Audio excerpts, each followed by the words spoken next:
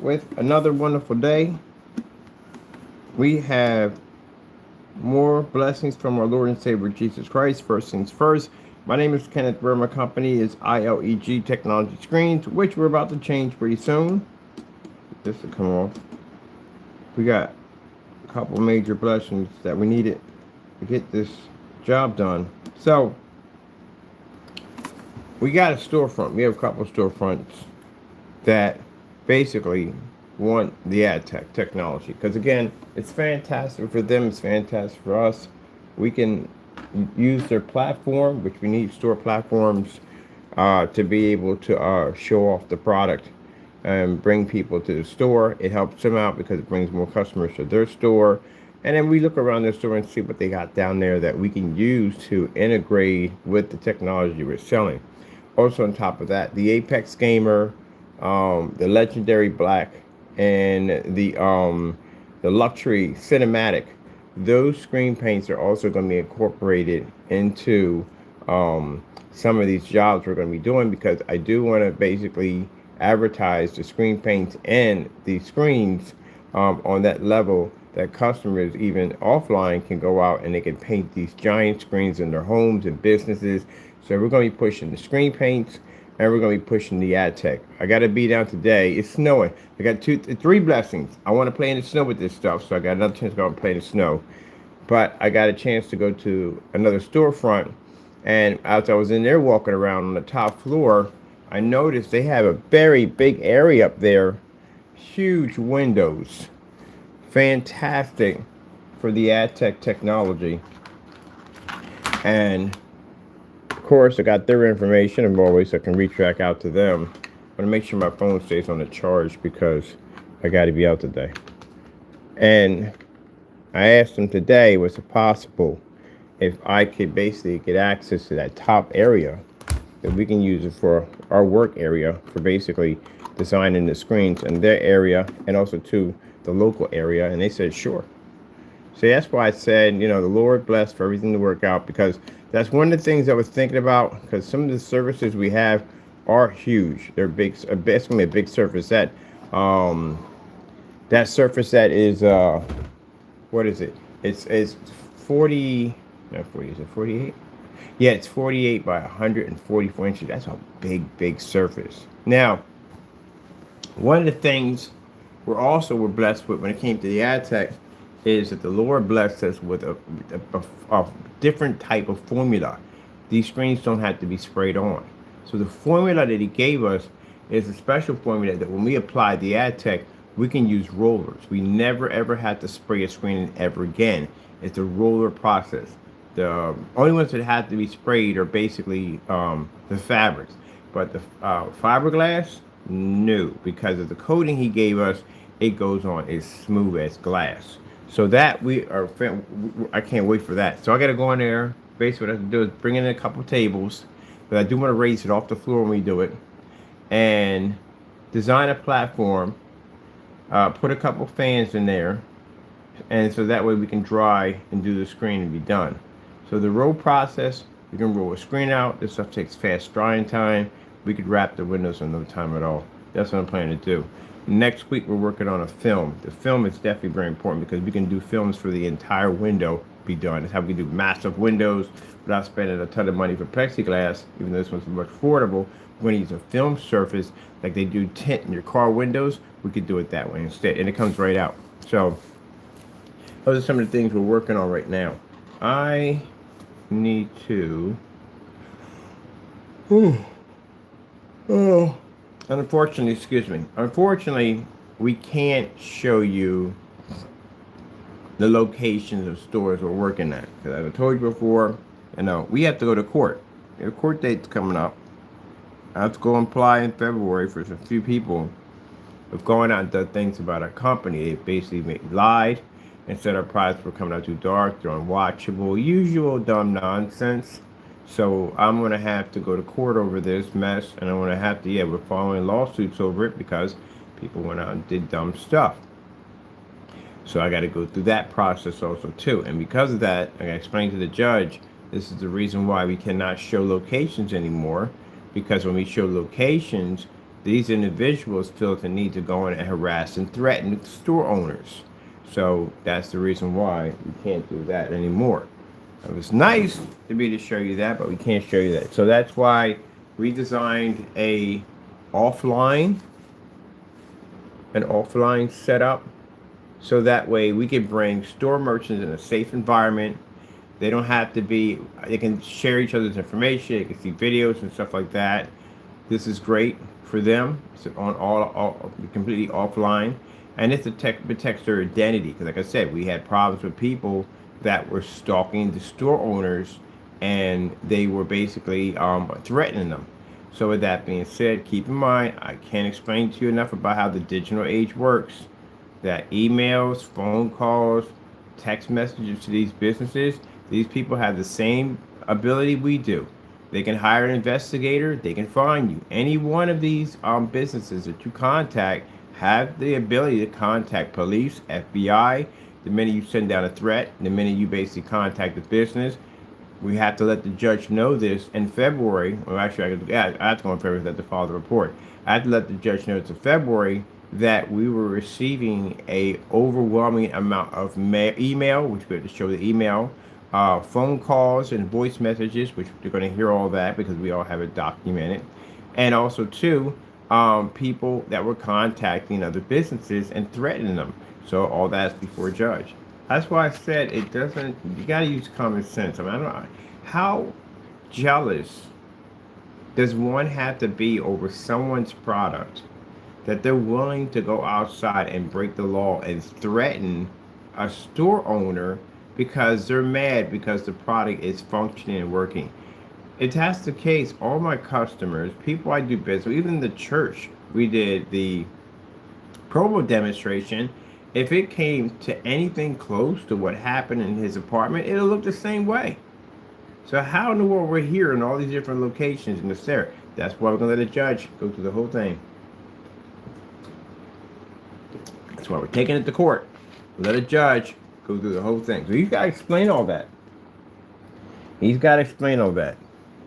So basically, when you make a statement by saying that, oh, he's using special camera, that's called hearsay in court. That doesn't even hold up in court. It's called hearsay. You have to show physical proof that our phones have the ability to do that. But then how would that explain other customers who have the product? How would that explain that? Are you saying they're using phone? Then you do that. You're going to start they're going to throw to you. You're going to mess around and get a 302. They're going to think you're insane. So that's just not going to work. Where is my... Oh, I forgot we're working on... Did we even put that in there? I don't think I even loaded that in. Oh, which one for? That's for the... Let's see. That's for legendary. Oh, I didn't even put a price on that thing too either. I put a price on it. Transparent. I don't know which one it is. Oh, I should say right here. There's account. There it is. That's it right there. So yeah, we got to bring that. All that has to go for a judge. We have to, because you're threatening businesses. I mean, businesses are coming to court to testify. You do. I hope you know that those businesses are coming to court to testify against you with your emails and everything else. They did hire FBI agents to figure out exactly where the emails were coming from. Yeah, it's crazy. That much jealousy. You watch the guy sit there in his apartment and lie about the Apex Gamer. Now, how in the world would the Apex Gamer be dark there? But we were on site with it, playing around with it, and it's working perfectly fine. We got 18 people in the store staring at this screen. How would that be possible? Does somebody lie? Well, come February, we'll see. We fill all the paperwork, everything's done. We're getting ready to go to court. Let's see if he shows up. Let's see if he'll pop up and show up. If he doesn't, you know what's going to happen. We'll get a warrant for his arrest. That's what we're going to do. We'll file the criminal charges with a judge, talk to a judge, see if she or he can basically submit the criminal charges to a prosecutor so they can get a warrant on the spot for his arrest. That's what we're going to do if he doesn't show up. Because it just proves to the judge when we sit there and like, look, he didn't show up. You know, our company's being attacked. This guy's been making a lot of false demonstrations against our products. He's been making statements. There are other people who have been following him also, who have been also spreading these lies about my company. I have your YouTube. Um, I have your YouTube account number. You can actually YouTube accounts. Even if you use a fake number, as I said, for the fake number process doesn't work, or the fake YouTube account doesn't work. It still leads right back to you. So we have all that information to give to a judge. Let me see. This is going to be roughly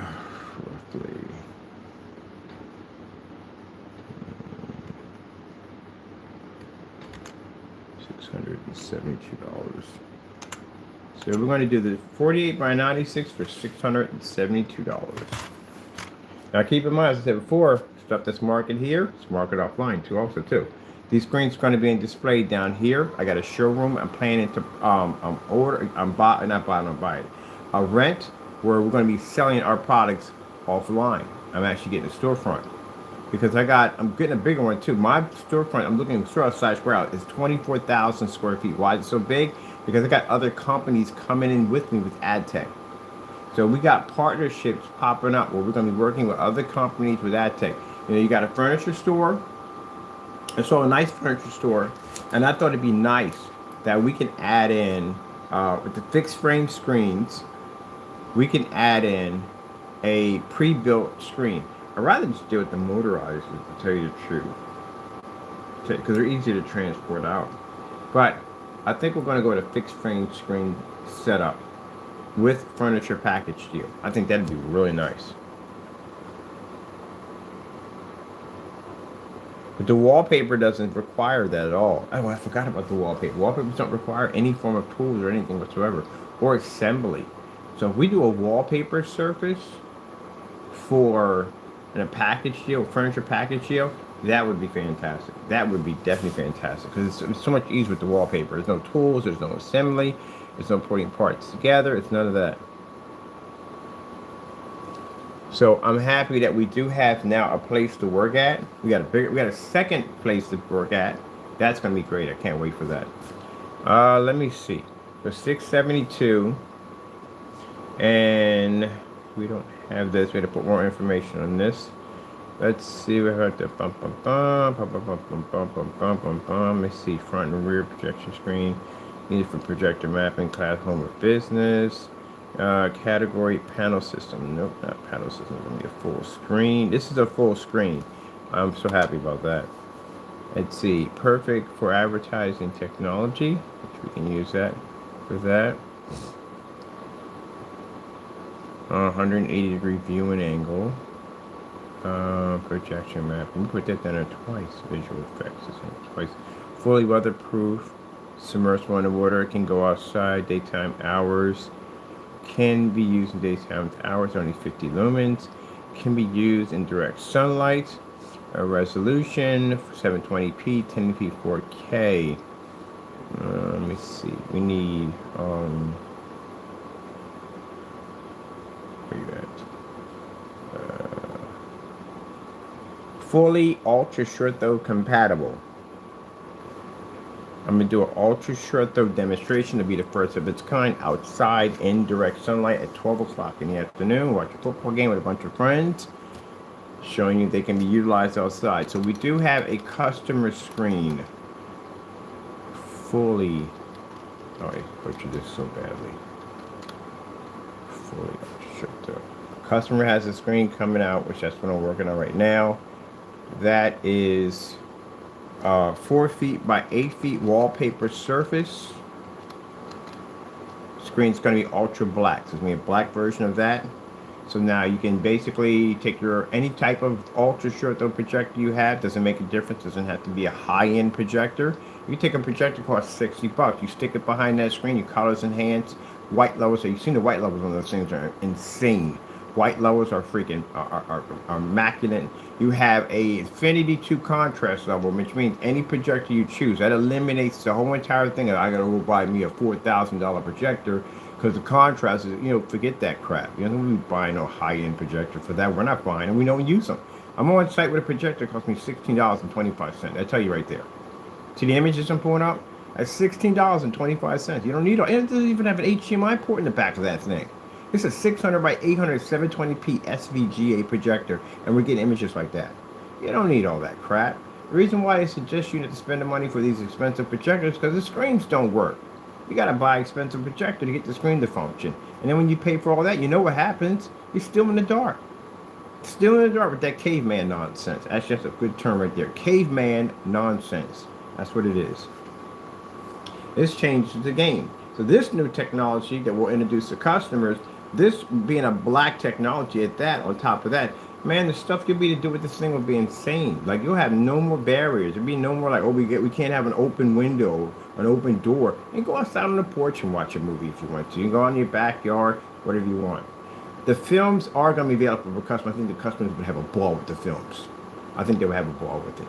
You can remove it out of the window once you put it in. But can you imagine tinting your windows with a technology that reads a projection image from outside to back? That's another thing we want to do with stores, because the stores have these massive windows. Instead of trying to find a piece of plexiglass to cover it, films would work perfectly with that.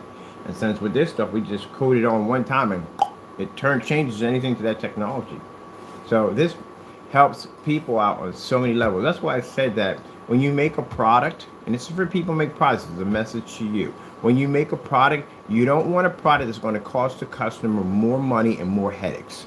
You want to make a product that's going to cost the customer less money, and it's going to be utilized better to make what they're doing much easier. And you guys got caught up in that whole gravy train nonsense, where you felt like the rest of these companies are just sit there and just let the customers deal with that bull crap where they got to now calibrate. They got to be in forced dark environments. You just take their money and run. I'm going to be derailing your train, by the way. And it's easy to do it. I don't have to buy your product. The technology itself, the way it's going to be displayed in trade shows. Keep in mind, some of this money I'm getting out of lawsuits, I'm definitely going to be investing it back into my company. A trade show, we found out, I got a buddy of mine who wants to invest. So his investment he wants to get to us, he has connections to trade shows. He's a tech entrepreneur. He wants to get our technology in those tech shows. So that's where he's going to put us at. See? Fantastic. Because he wants to be a part of that. Say, hey, look, I was on the ground floor when this guy started selling this stuff and everything. He wants to be a part of that. That boosts his business at the end of the day. So, I like the fact that people are opening up doors for us. And like I said, the blessing that we got today, one of the stores has this massive area to work at. I mean, it's huge back there. And I'm like, wow, we can get a chance to work back here. This would be nice, because where it's located, we can hit all the major stores. We're like a walking distance of all the stores. So I talked to him today, and I said, sure, you can work back there if you want. You can take as much room as you need. That is amazing. See, that's how I tell you how God blesses his people at the end of the day. Take as much as you want. We don't need much room, but take as much as you want. See what I mean? This is what I'm talking about. This is what blessing. So that'll tell you at the end of the day that the campaigns that you see people do against us, God sees it also. You can't stop God's blessing. It's going to be what it's going to be because God said it's going to be. I've never met a man ever on the face of this planet that could stop God's blessing. Never met one. And the devil himself, and mind you, he's a fallen angel. A high-level fallen angel at that. If he can't stop God's blessing, what makes you think an everyday man can do it? There you go. My sister, basically her job, basically let everybody go. And she was basically looking for a new job. Looking for a new job. And there's nothing there. And sometimes the Lord will do this to you. Sometimes the Lord, this is called trials and tribulations. This is Christian boot camp. All Christians go through it. Now, she had a good paying job. The company sold to another company, which is sad, and she ended up losing her job. She's still good. She makes good money. She has basically 401k and all that stuff like that. She's a very smart woman at the end of the day. She knows how to manage her money. But she's good. But her unemployment was about to run out. And she's been looking for jobs and looking for jobs. And she's thinking, like, I can't find anything. No one's calling me back. And no one's calling you back. That's because the Lord wants you to have faith in him. He wants you to go, don't worry about it. The devil come and go, oh, no one's going to hire you. And your unemployment's going to run out. You're not going to have enough money. And this and that. That's the devil telling you that nonsense. Don't listen to him. Listen to God. Have faith. Don't worry about it. Go about your day. Thank the Lord. Go about your day. Thank the Lord. Go about your day. Thank the Lord. She had a last couple of days, right before her employment runs out, 10 jobs wanted to hire her. 10 jobs. They calling her back to back to back. It's not coming for interview. It's coming for interview, get the job. Coming for interview, get the job. And these are high level paying jobs that are contacting her. High level paying jobs that pay more and give her more benefits than the job she previously had. She's got 10 job offers that will give her the job. She already got hired for one. Of course, you're going to take the first one that comes through because, she got hired for the first one. And they got massive benefits to it. Massive benefits. 401ks, all that, the whole 9 years. Paid vacation, everything. See how God hooks up his people?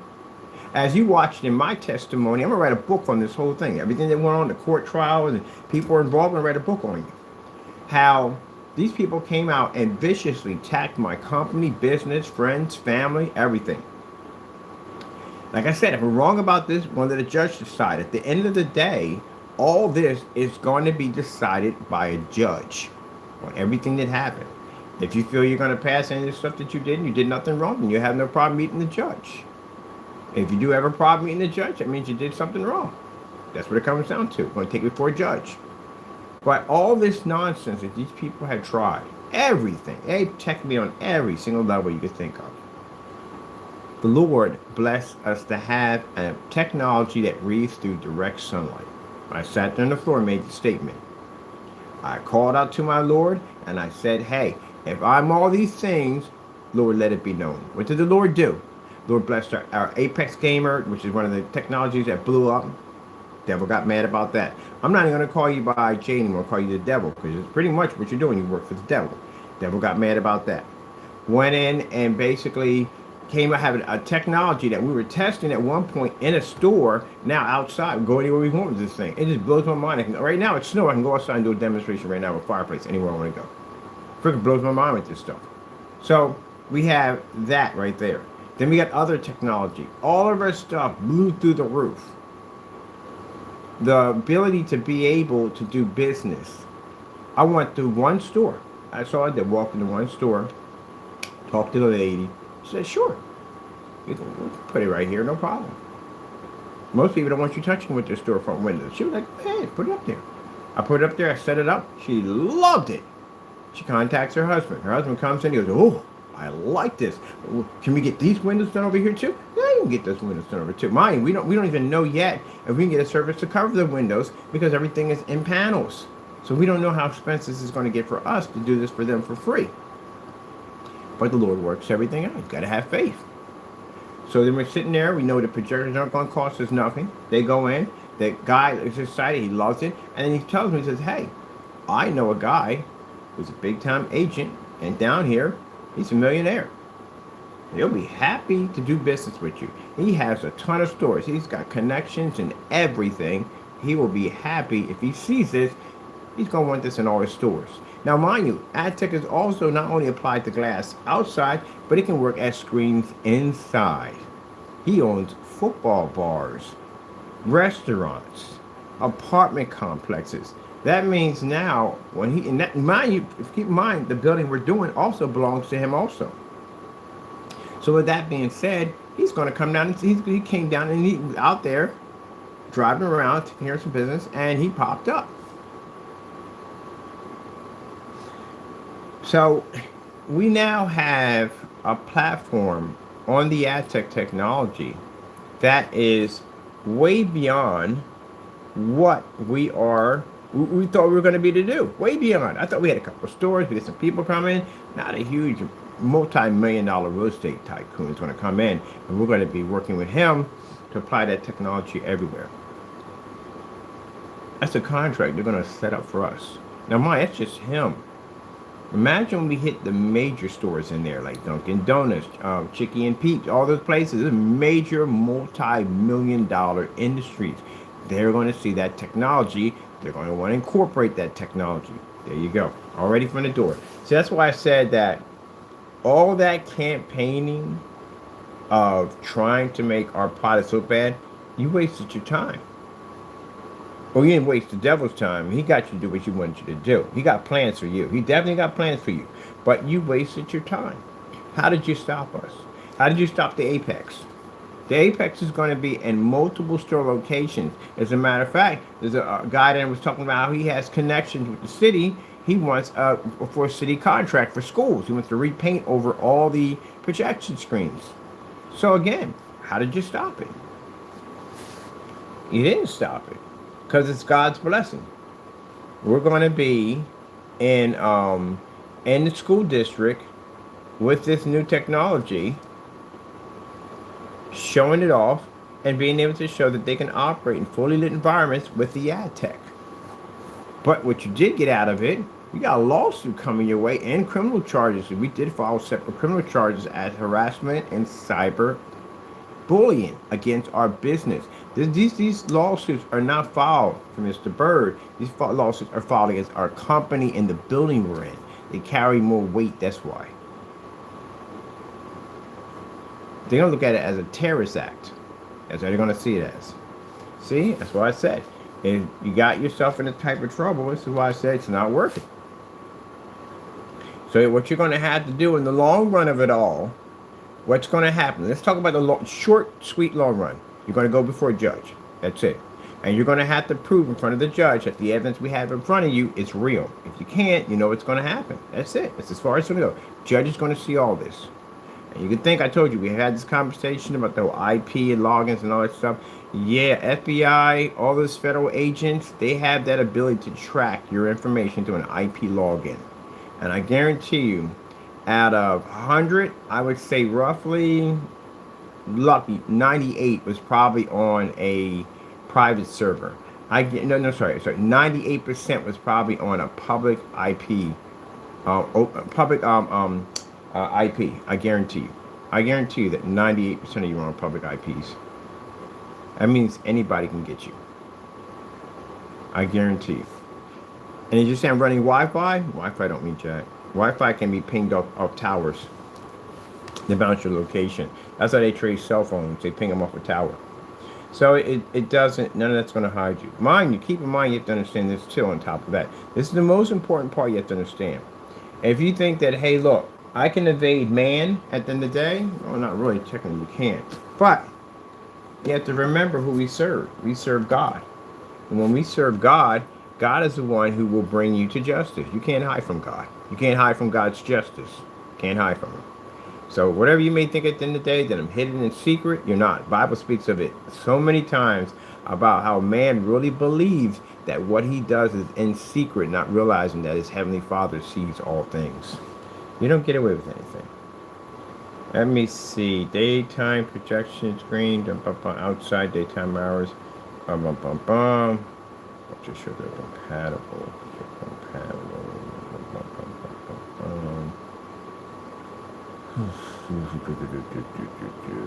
Put down.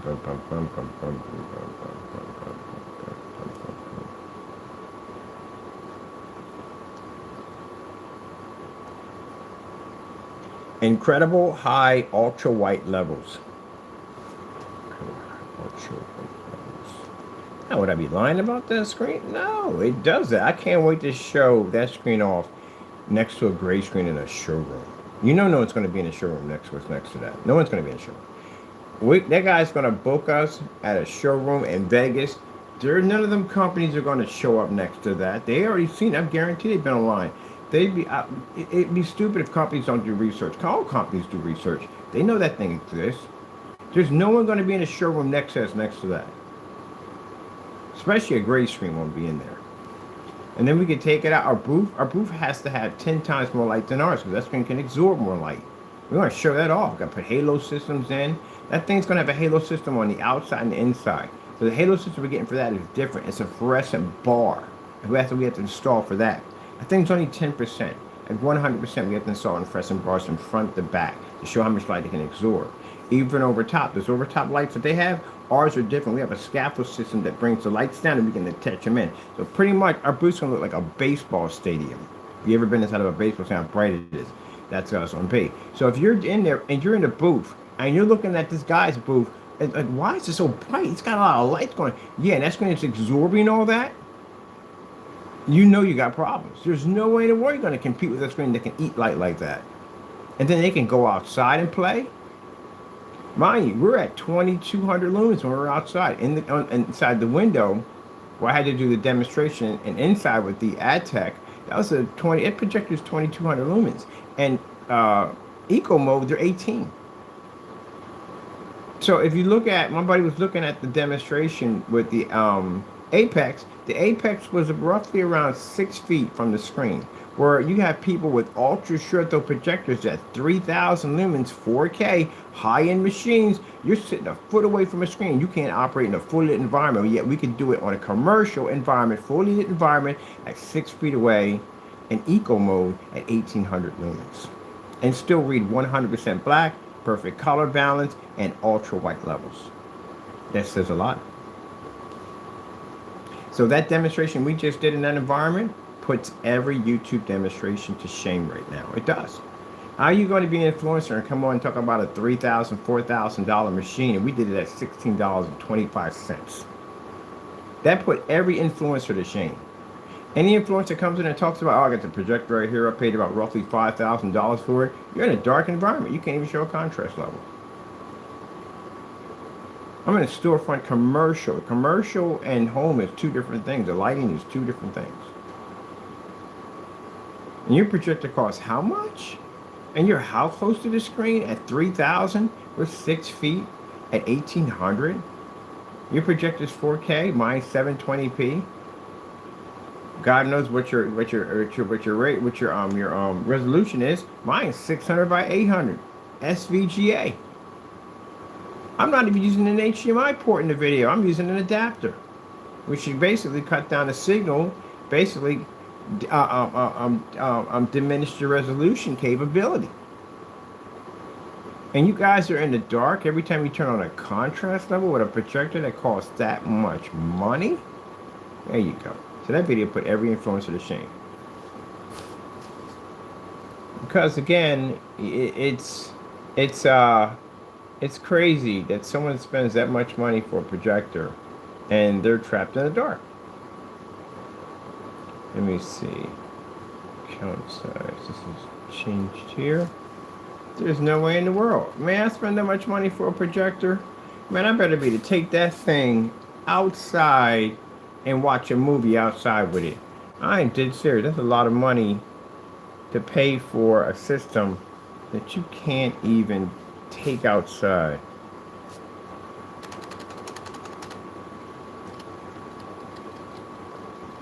Now, again, is there anything wrong with the projector? No, projector works perfectly fine.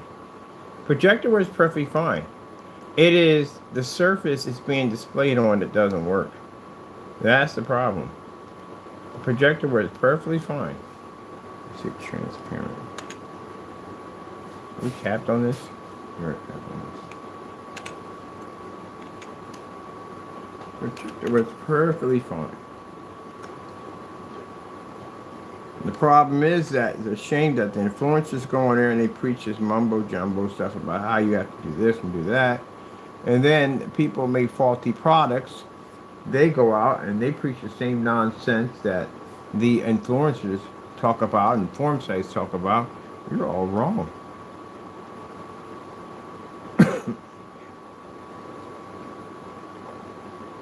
You're definitely all wrong. Now, that other fellow sat there and said, well, I have to challenge him because he sat there and said that he reads a black level.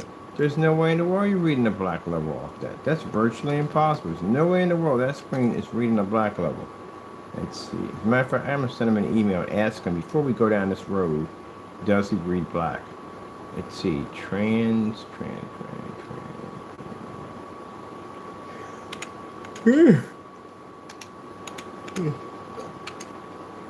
I think it's best that we ask the questions because I'm definitely going to test this product. That one I definitely want to test.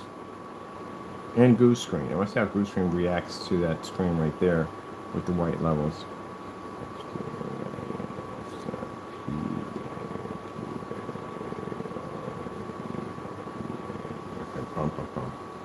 Visual.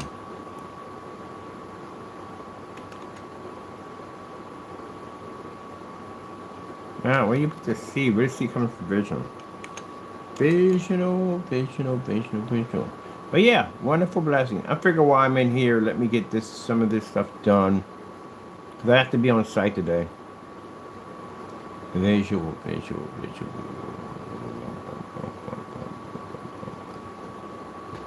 I have to be on site today. It depends on how much snow we got on top of that. It works either way, but I still want to be out in the snow to play around with it. Do the demonstrations in the snow. Okay.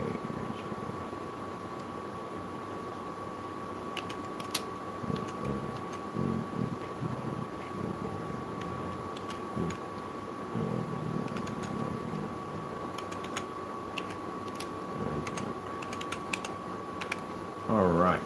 To be outside and do the demonstration, or you have to play out in the snow. When am I going to project the day out in the snow? Definitely taking the Cumi out.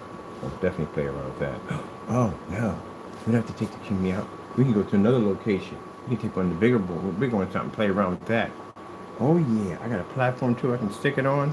Can't do it. It's actually snowing right there. We gotta wait for the snow to stop to do that one. So while it's snowing, I'm going over there and do the demonstration. When it stops snowing, I'm going out to the Cumi. Oh, we're gonna have some fun tonight. I'm going out tonight and do it. I have not done one out in the night in snow. I'm definitely gonna do one in the snow. Oh, I can't wait. We're gonna have some fun. Oh, I'm watching Frozen. I'm gonna watch Frozen. I'm gonna get me some hot cocoa because we got a place that's not too far from here. Some hot cocoa. I'm gonna watch Frozen. Oh, I need to get some marshmallows too, because I think I'm roasting some marshmallows. I'm gonna have some fun with these videos. Gotta have fun. We got the technology, why not? Oh my goodness, I'm gonna have so much fun with this. I got my bag already packed up over here and ready to go. I gotta go pick me up some marshmallows. Where did I see marshmallows at that I can go close by?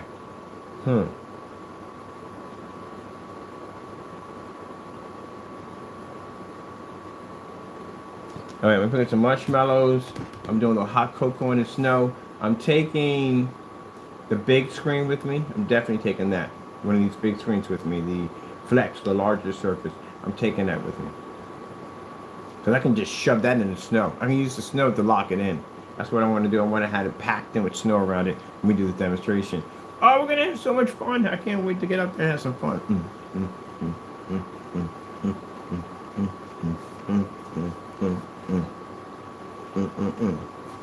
So let me see. It's 10:12 now. This is why I be dropping stuff off at other people's locations. I got people I drop stuff at their location so I can go in and pick up whatever I need. See, I tell you something. I had a conversation. This is gonna be a little bit off topic for a minute, but I had a conversation on why we have to have allies.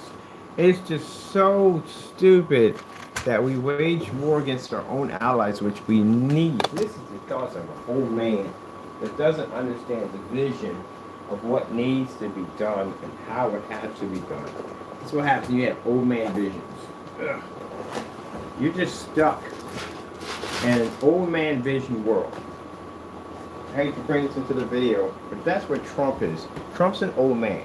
He's stuck in old man vision world. He doesn't understand what allies are used for. Why allies are very important to have. So basically, where I have friends that are closer to location, I can drop off equipment at their homes. Now, these are at places I get access to 24/7, but these are places I can drop off equipment at their homes, which makes it easier for me to get to certain locations instead of carrying everything up or paying for a lift to go up back and forth. I can just basically drop off what I need at these particular locations, which also makes my job much easier. But if I make these people upset and angry, and I basically get them upset, I no longer have access to locations that are closer to a place where I need to get to. So that means now I have to go a farther distance from way here to here to get to a location where I could have cut the time in half if I kept friends with people at the end of the day that were closer to the spot that I needed to hit. But that's just basically doing work. When you're talking about war, you're talking about every second counts on a soldier. That means that they need air support here. And you have allies that are closer to the location where the fighting's going on. They have a better chance of air support making destination to give them what they need. But if you alienate these people, now your bases are way back here, which means now it takes time to get from A to B, and that could cost a soldier his life. That's why, I mean, at the end of the day, he doesn't understand the reality of why we need our allies. He's no man. There you go. And people and Trump supporters were going at the end of the day, oh, you guys are idiots. You don't understand that.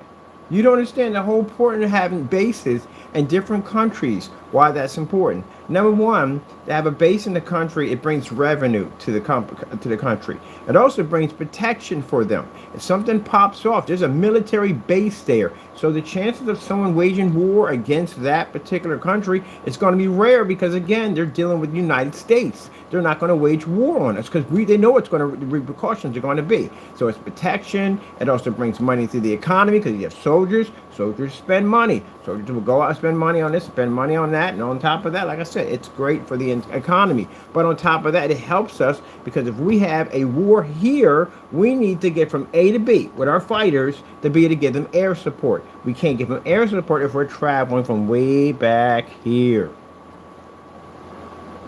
I can't understand how he didn't realize that one. I don't understand how he didn't realize that one at all, period. But, he's got this thing stuck in his head where he feels that America can do everything. Yeah, we could do everything. We wouldn't, the first settlers that came here to see the Indians wouldn't have died off so fast. We did need the Indians to help us know how to survive the rough terrain of the land, like how to find food and how to basically keep from getting sick and dying from the diseases and stuff that we weren't used to. Because again, that's why you have to get shots when you go to another foreign country, because you don't know exactly the diseases and stuff that they're immune to over there, because that's what they're used to. When we go over there, we can basically bring something with us that can change their system, or at the end of the day, something over there can change us and we can bring it back here. So you have to get those shots put in. Everybody's ecosystem is different. So it isn't like we just go over and hit the ground running. No, there's all kinds of stuff you have to learn. Even when you enter another country, there's all kinds of stuff you have to learn to understand the culture, the people, on how it all works. You just can't come in and just bogart and run over people. Oh my goodness, this is unbelievable. I don't know how people voted for that. Incredible white levels. Let me see, incredible white levels. Don't know how people voted for that. You don't understand how the whole ally thing works. I don't never understand that. On top of that, it's great for trade agreements and stuff like that.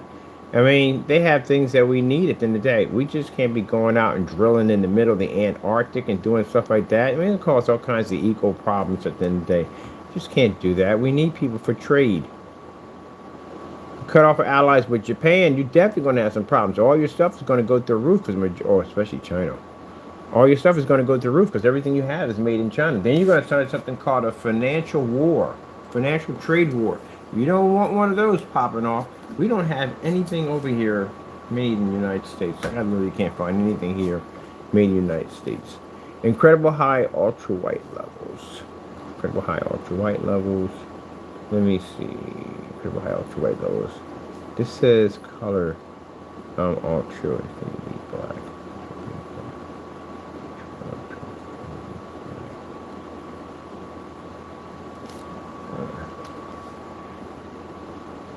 Let's see. Infinity black. Yeah, somebody sit there and say, "Oh, we don't need our." Oh my goodness, we don't. No one cracks a book.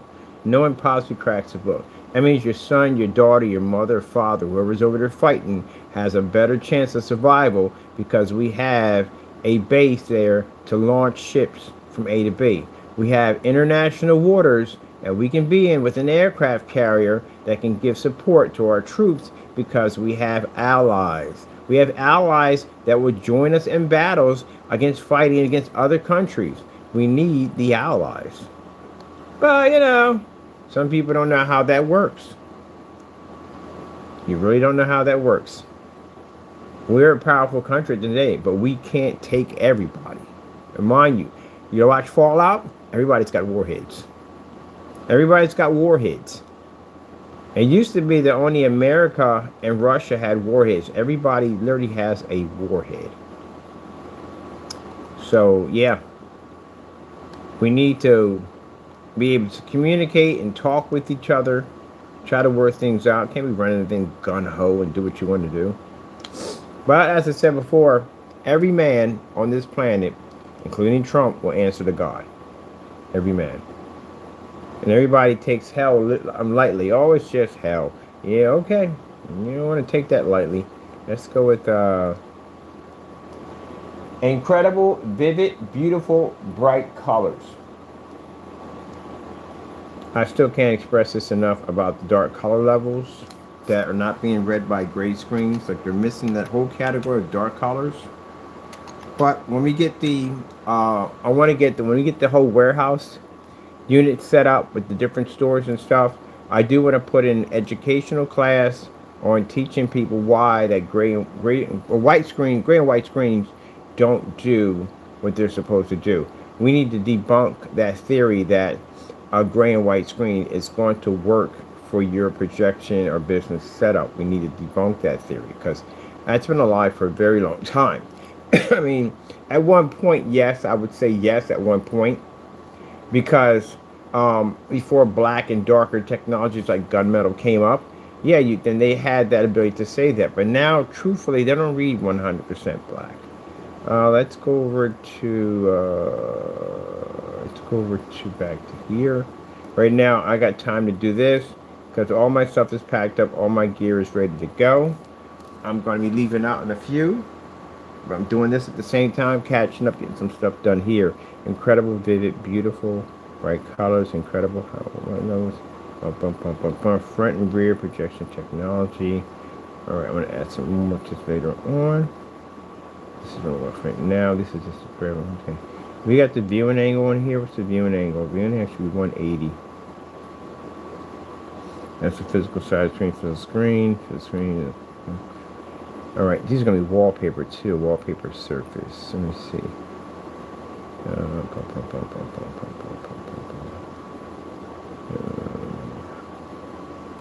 Class should be wallpaper.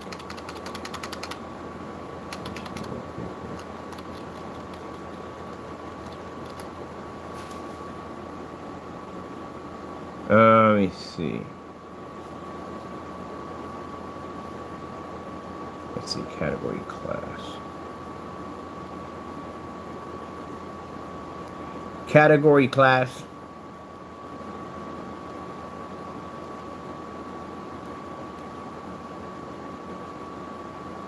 Category class. Category bleh. Category class.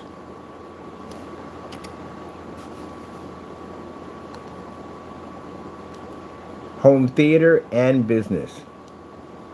Home theater and business. Category class, home theater and business. All right.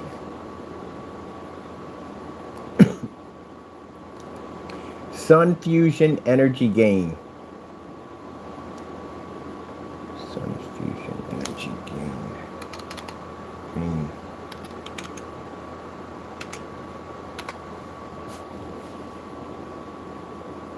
Sun fusion energy gain. Sun fusion energy gain. It's actually a real thing. There is a such thing called sun fusion energy gain. A lot of people don't study chemistry, do you not? I study chemistry. There is actually a real thing called sun fusion energy gain. That's why I said that when we get people who come in and copy, do you know what those names mean? You know, those abbreviations? I'm a researcher. I research everything I do. Do you know what sun fusion energy gain is? You don't know. I swear, I should just open up a freaking open forum and bring you guys in and just ask you basic questions. I bet you can't even answer. What does sun fusion energy gain? What is it? I bet you don't even know what cold fusion is. And you read it, but you see it on freaking Fallout all the time, what cold fusion is. It's an energy source. That's what it is. Actually, we do actually have cold fusion technology. It's just extremely, extremely ultra expensive. It's like a difference between you have nuclear energy and nuclear fusion. There's a difference between the two. I bet you don't even know any of that stuff. So when you sit there and you type in stuff like try to copy my company's name, do you know what those abbreviations stand for? You don't. You're just writing stuff in. That's why when I notice when you write down things and you try to name my products, you can't even say the products correctly. You put down Sun Fusion or ILEG. ILEG and Sun Fusion are two different forms of gain. What's the difference between the two? You don't even know that. That shows how ignorant you are and how you don't know much. The very technology that you tried to embarrass, you don't even know anything about it at all. That's like you go into a class with a bunch of scholars and you're speaking very highly of nuclear physics, energy, and you know nothing about it. You haven't read the book. Just got a bunch of crypt notes written to your hand with a freaking Sharpie, trying to guess it, trying to wing it through. You don't know what half of that stuff even means. Do you understand what happens when sunlight transfers through a screen? Do you understand anything about light fusion? Anything about that? You don't know anything about that. In order to understand a black screen, one of the things you have to understand is the physics of light, which means you have to understand physics. Do you have anything about microphysics, quantum physics, trigonometry? You know anything about that? Good gracious. No, you don't know. You're just taking some black paint smeared against the wall. It's more than that. In order to get that screen to be able to read white light, there is a science behind it to get it to work. You have to understand how light from your projector in the environment, how much light per square inch is in the environment, how much light you're going to lose from the projector, calculated on how much the screen's going to be able to absorb. Do you know that when a black screen, when you engineer a black screen, that you think that the image of light that comes from the projector is hitting the surface? It doesn't hit the surface. It hits a surface within the screen itself. The black surface is a filter. That's why you can't figure it out. Because you guys are cavemen. You think it's glitter and some white paint. You're thinking noob way. Noobs think that way. Noobs think if I put a little white in there, that's going to cause the white to react. If I put some mica in there, that's going to get it to pop. No, you guys are so far behind, it's not even funny. You're not even close to it, how that's done. Not even done. You don't understand it. You have to understand the physics of your projector's light source. The light source and the environment itself, including the screen that has the capability to read not on the outside, but in the inside. So you have to go within the formula itself. You don't understand a word I'm saying, I guarantee you don't. It's like me explaining basically how to tear down and rebuild a PC. I know how your mind functions. You know why? That's like one of my friends who's a master mechanic explaining to me how to tear an entire engine down and put it together. You speak another language, you understand a freaking word he's saying at the end of the day. I might catch a few pieces like steering wheel and whatever, blah, blah, blah. But for the rest of that stuff, I don't know what he's talking about. He's speaking another language to me. That's how it sounds when I talk to you. And you chomp it up as, oh, it's just bull crap. You can Google anything that I just talked about. It'll tell you exactly what it is. It won't tell you what our science of our technology is, but it'll tell you the abbreviation of what it is. So I don't get online and make up some dumb paints at the end of the day like Series C and some other dumb nonsense like the personal mix. Yeah, everyone's so personal. If I can make it with house paint that easy and send it back to somebody, send it back to me. Yeah, send me some stuff. Oh, wait a minute. We did ask for that. I forgot about that. We requested black paint. We sent them a certified letter. We've got to bring that to court. I literally forgot about that one. We did request black paint from him. We never got it. Well, that's going to happen now. Anyway, like I said, you know, you can get online. You can chit for chat. It doesn't make a difference. At the end of the day, you got to see a judge. That's what it comes down to. And using the term in the back of your mind, they'll never find me. Please, you're on a public IP server and you went out and attacked a company on a public IP address. They're going to find you.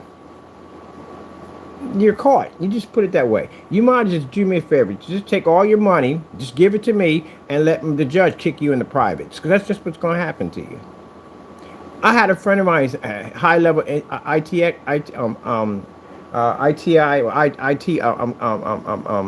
he does security breaches and all that for companies.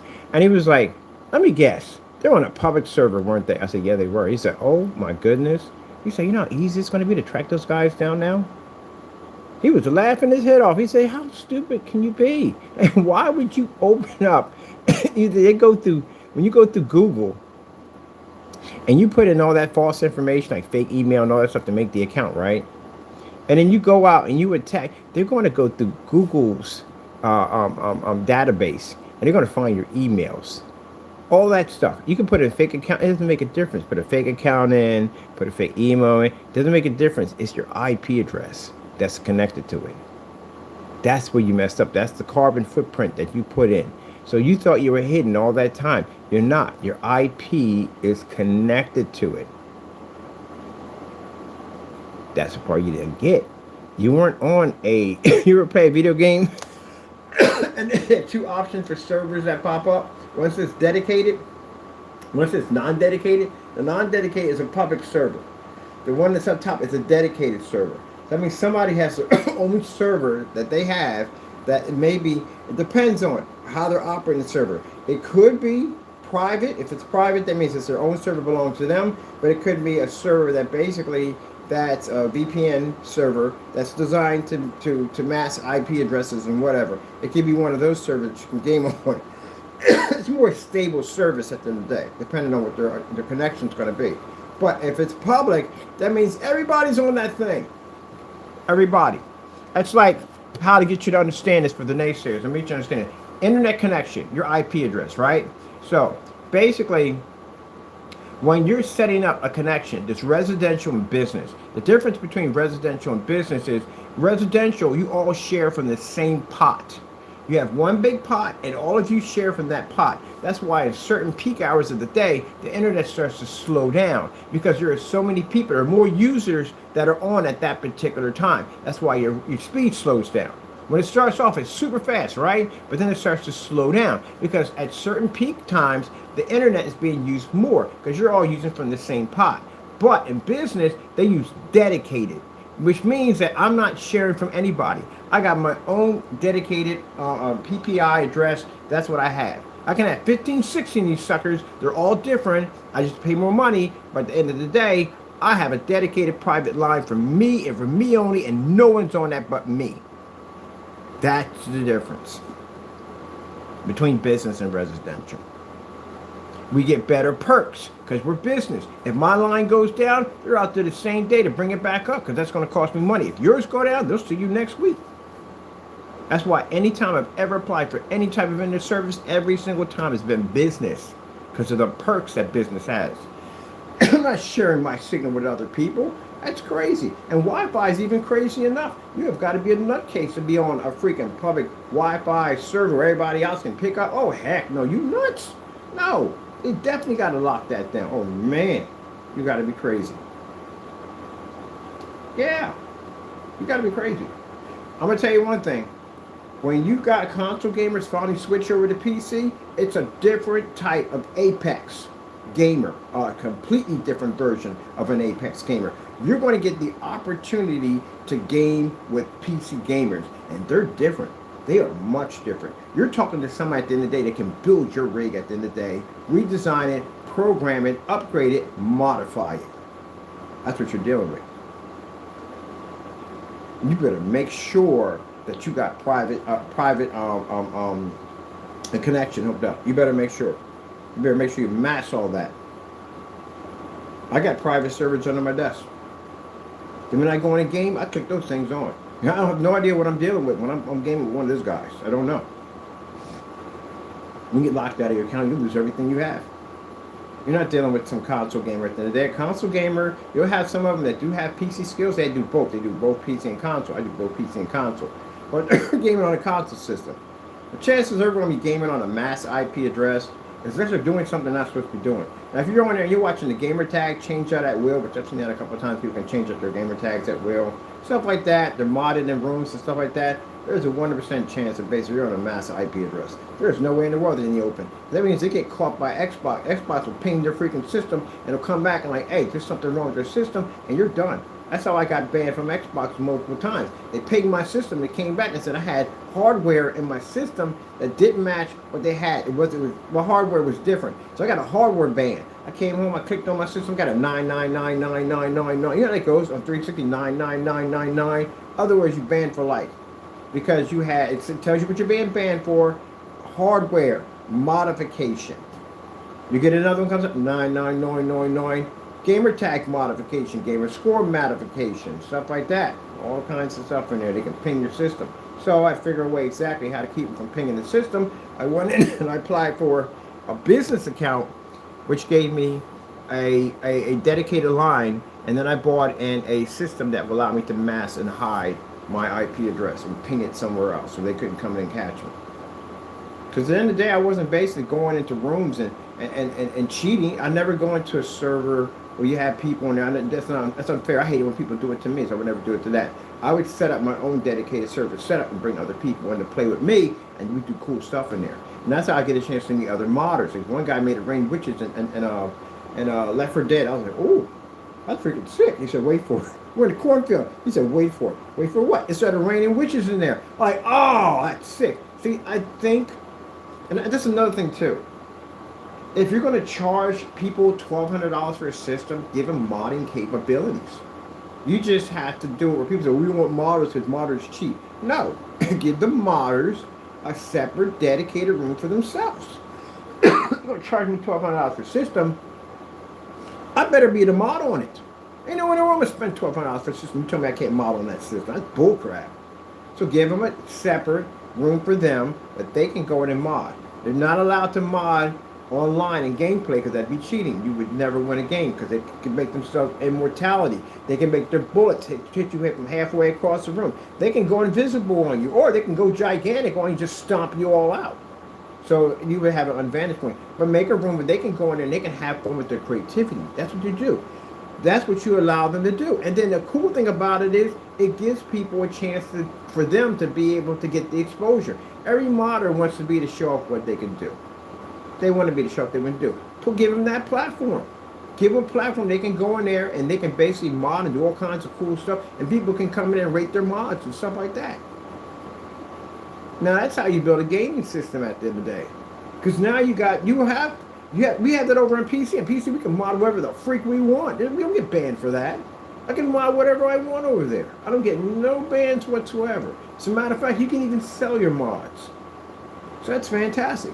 That will give people that want to do it on a console system, less restriction, you can go over and game. Now, I don't know how $1,200 is going to fit in that you can't take apart your entire system and put it back together. For some people at the end of the day, they don't care about that. But for the other half that build PCs, yes, I spend $1,200 per unit. I want to be to take the whole freaking thing apart. I want to be to rip out RAM, the CPU, GPU, the hard drive, the freaking power supply, tear down the motherboard. I want to be to take the whole thing apart. I want to be to upgrade it at will, add this to it and add that to it. I want to Lego the daylights out of it. But you're going to tell me I can't. I only have, see, that's bull crap at the end of the day. Online subscription, your online subscription is going to go up by so much money, it's not even funny. If they're building a system at $1,200, I guarantee the games are going to go up by a lot. They're going to go up by a lot. The downloads, and that's another thing too. The downloads, PC downloads are different. Our downloads are not expensive. We don't have expensive stuff over there, man. We don't pay what you guys pay at the end of the day. We have sales just about every single day. And click on it right now. Bet you're having a sale right now. I only pay like 5, 6, 7, 8, 10, maybe 20 bucks. The highest I pay for a game is like $30. That's it. And then I get points for buying the game. They give me points that I can use to actually hook up my freaking dashboard. I can change my logo when it comes on. I can change the logo for the other one. I think I want to change that out. Do all kinds of stuff to manipulate and change your dashboard any way you want to do it. Because it's a PC.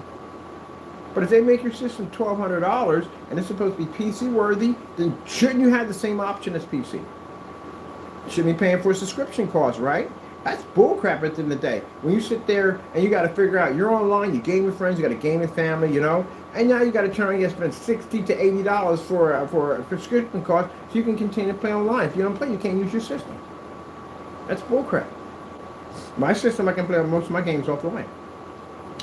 You can play your games offline too. But the jacked up thing about the console system, and this is the scary part, For those of you who don't want to accept this part, but you're going to have to, it happened. I never could understand about the fanboy base. Now, I used to be a fanboy of Xbox, but I could accept it when things happened that I didn't like. I wouldn't sit there and just talk trash and say, oh, our system's flawless. No, every system has bullcrap to tie with it. But the part that gets me about the serious fanboy, you're the ones who get slapped in the face the hardest. You really do. And the reason why, because you're so chalked up, cult mind believing that your system's inferior at all. You're so screwed on the PlayStation. It is unbelievable how screwed you are. You know why? You need the Xbox. You have to have the Xbox. You got to have some other console system in there to level the playing field. You're going to have what we call the SEPTA effect. The SEPTA effect over here in Philadelphia, SEPTA runs the entire transit system for Philadelphia. If SEPTA goes on strike, the city gridlocks. SEPTA can get what they want because it can gridlock a city. Now, if you had another transportation like Philadelphia Lifeline transportation, just put that out there. They can't do that. Now, they should be treated, and they should be treated right, and they should get what they need at the end of the day. Yeah, that's true. Don't lowball them. They should. But with another competition in there, they can't really get greedy.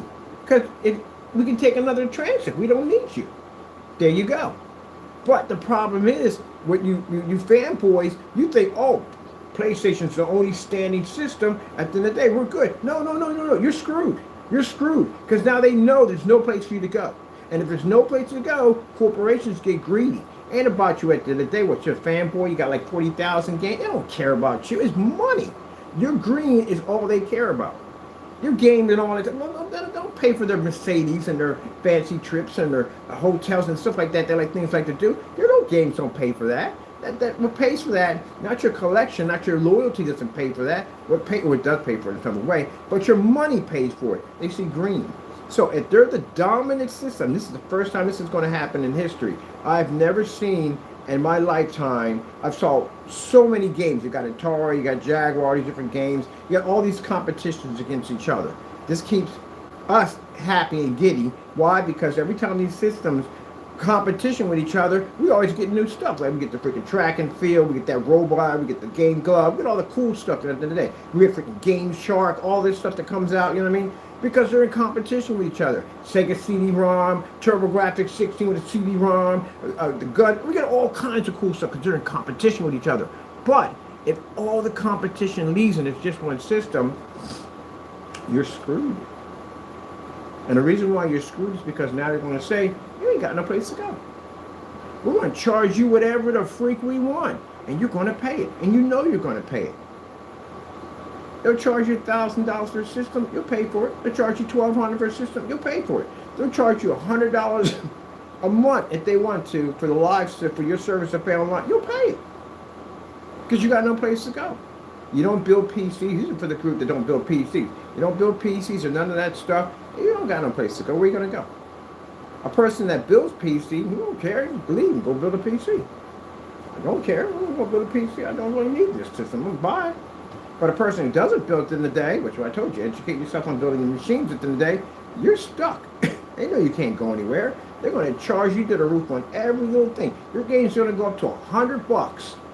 And you know the thing about how expensive your games are? They're downloads. They're freaking downloads. That's why I understand you don't get the concept. Your games are download. PC games are download too. But guess what? PC games are cheaper. Digital download is supposed to be cheaper. You know why? The cost. You're not paying for a CD or a DVD or Blu-ray anymore, so that cost is out the window. You're not paying for a case anymore, so that's out the window. You're not paying for any illustrated art inside it, so that's out the window. So why are you spending $80 for a game for a digital download? It's a digital download.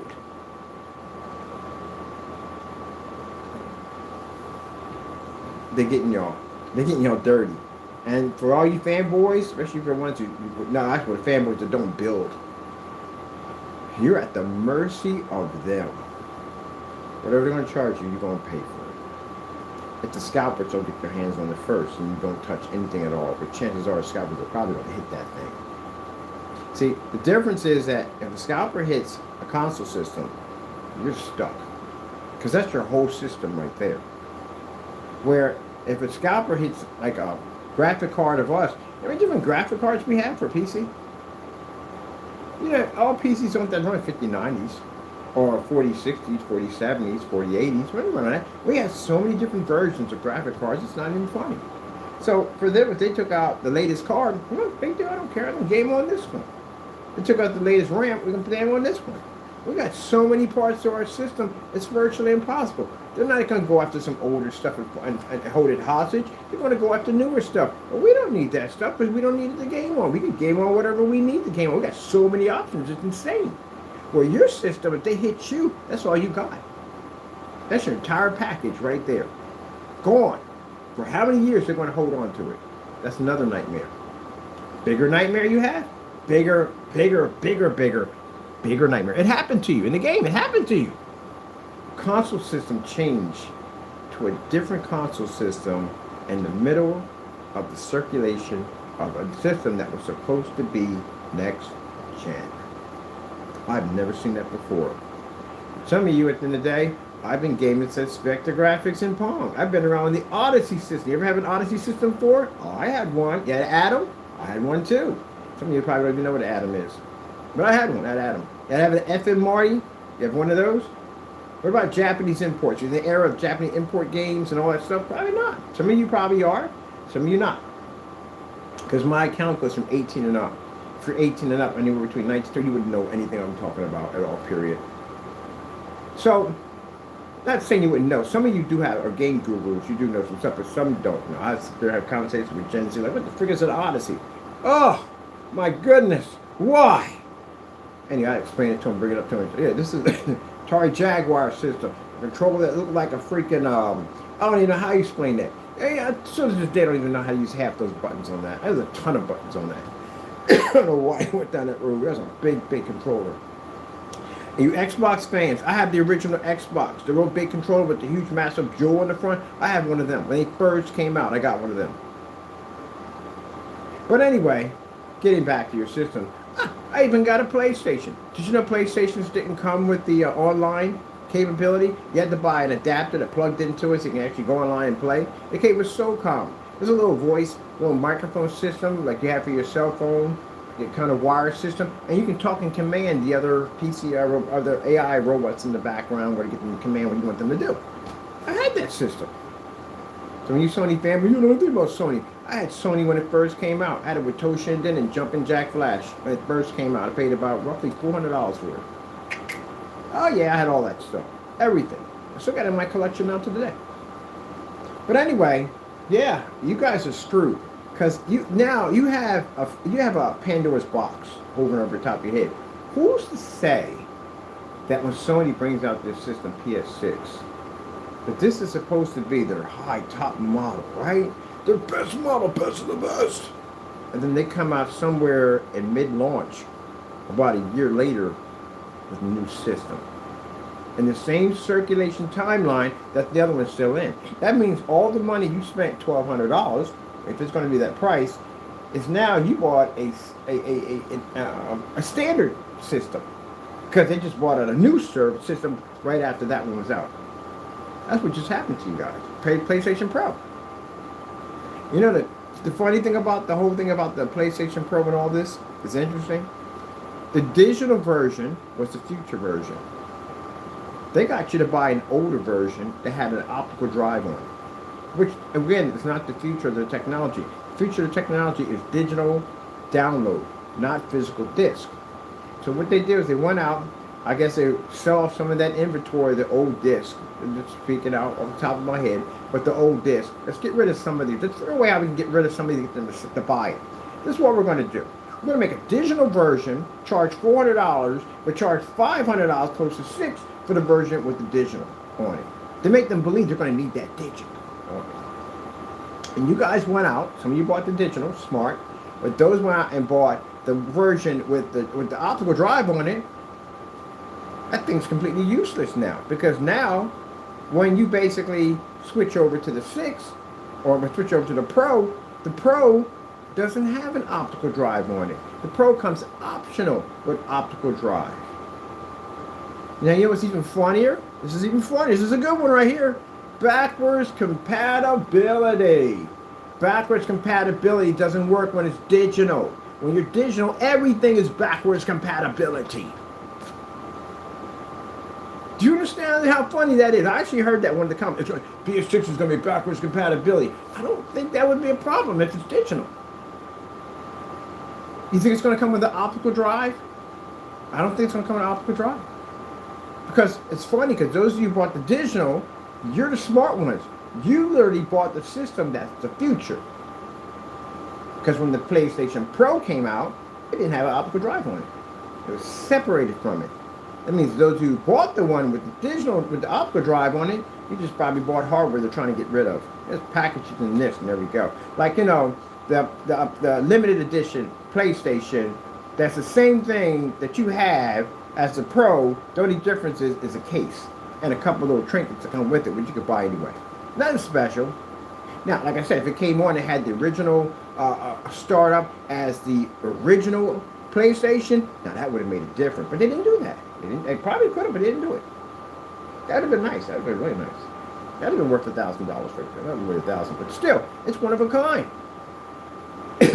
New gen system with the old startup from the old one that first came out. Oh, that'd have been beautiful. They didn't do it that way, did they? So pretty much, my buddy has both of them. And I said, what's the difference? No, they're both the same system. The difference, they got a case. That's it. It's just a case. That's all you have. Anybody can 3D print that and slap it on in there. You just paid $1,000 for a case. Same thing, no, same GPU, CPU, the hardware is the same. But when the Pro came out, the Pro was completely different. Different CPU, different GPU, different RAM. It's a completely different system. That system is so different that you can't even play the PlayStation 5 games on it. You have to upgrade it with firmware so you can actually get the full potential of the GPU and CPU and whatever hardware they have in there. So you got to upgrade all that.